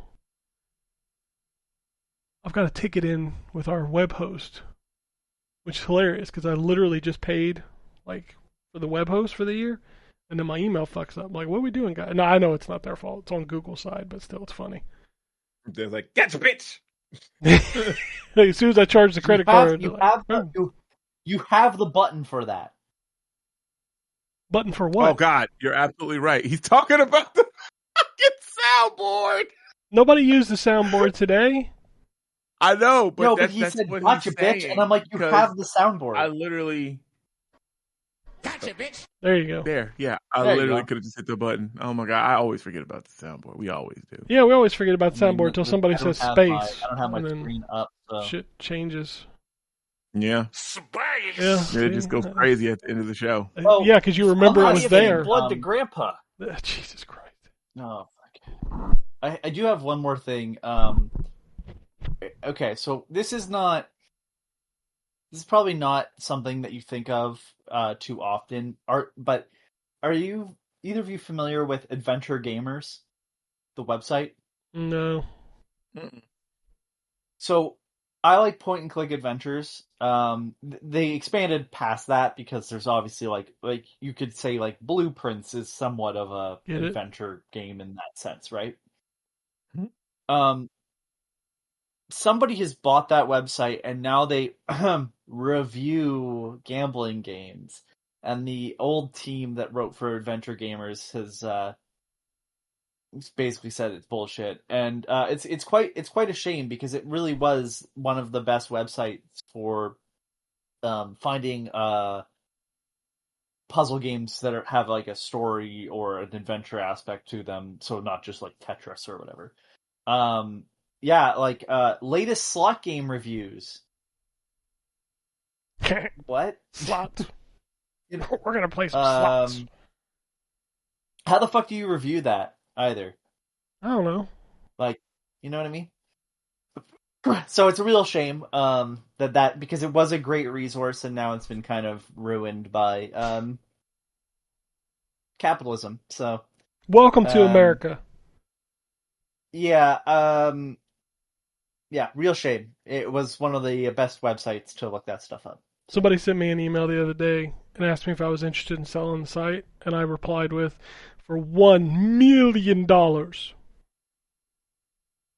Was it the ZTGD manufacturing people that I sometimes get emails? No, it was like some conglomerate company.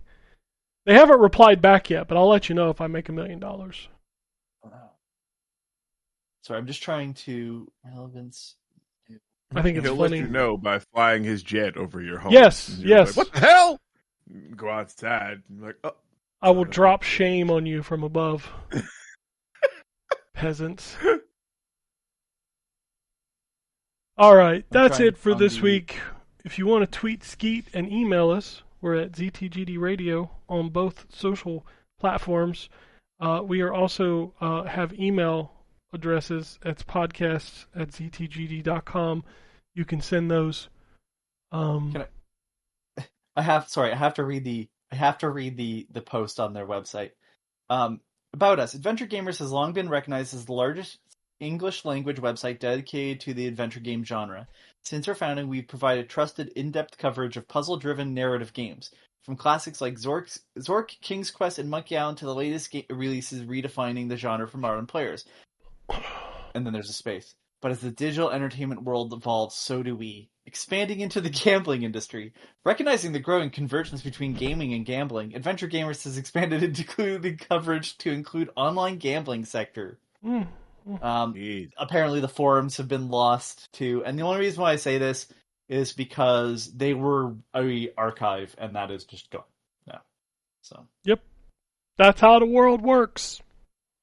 That's the reason why, like, honestly, having the current Atari who does good work buying Moby games is far safer than whoever bought fucking Adventure Gamers. Oh, fuck. Well, that's it for this week. Everything sucks. Everything Except this sucks, show. everybody. Go home. Except this show. The show's the best. We don't listen to it. We can't make that call. I was here. Ken. We'll have to listen to it. Well, then you should know better. Yeah. Anyway, that's it. We're going to get out of here. Peace, bitches. Alrighty. And it goes something like this.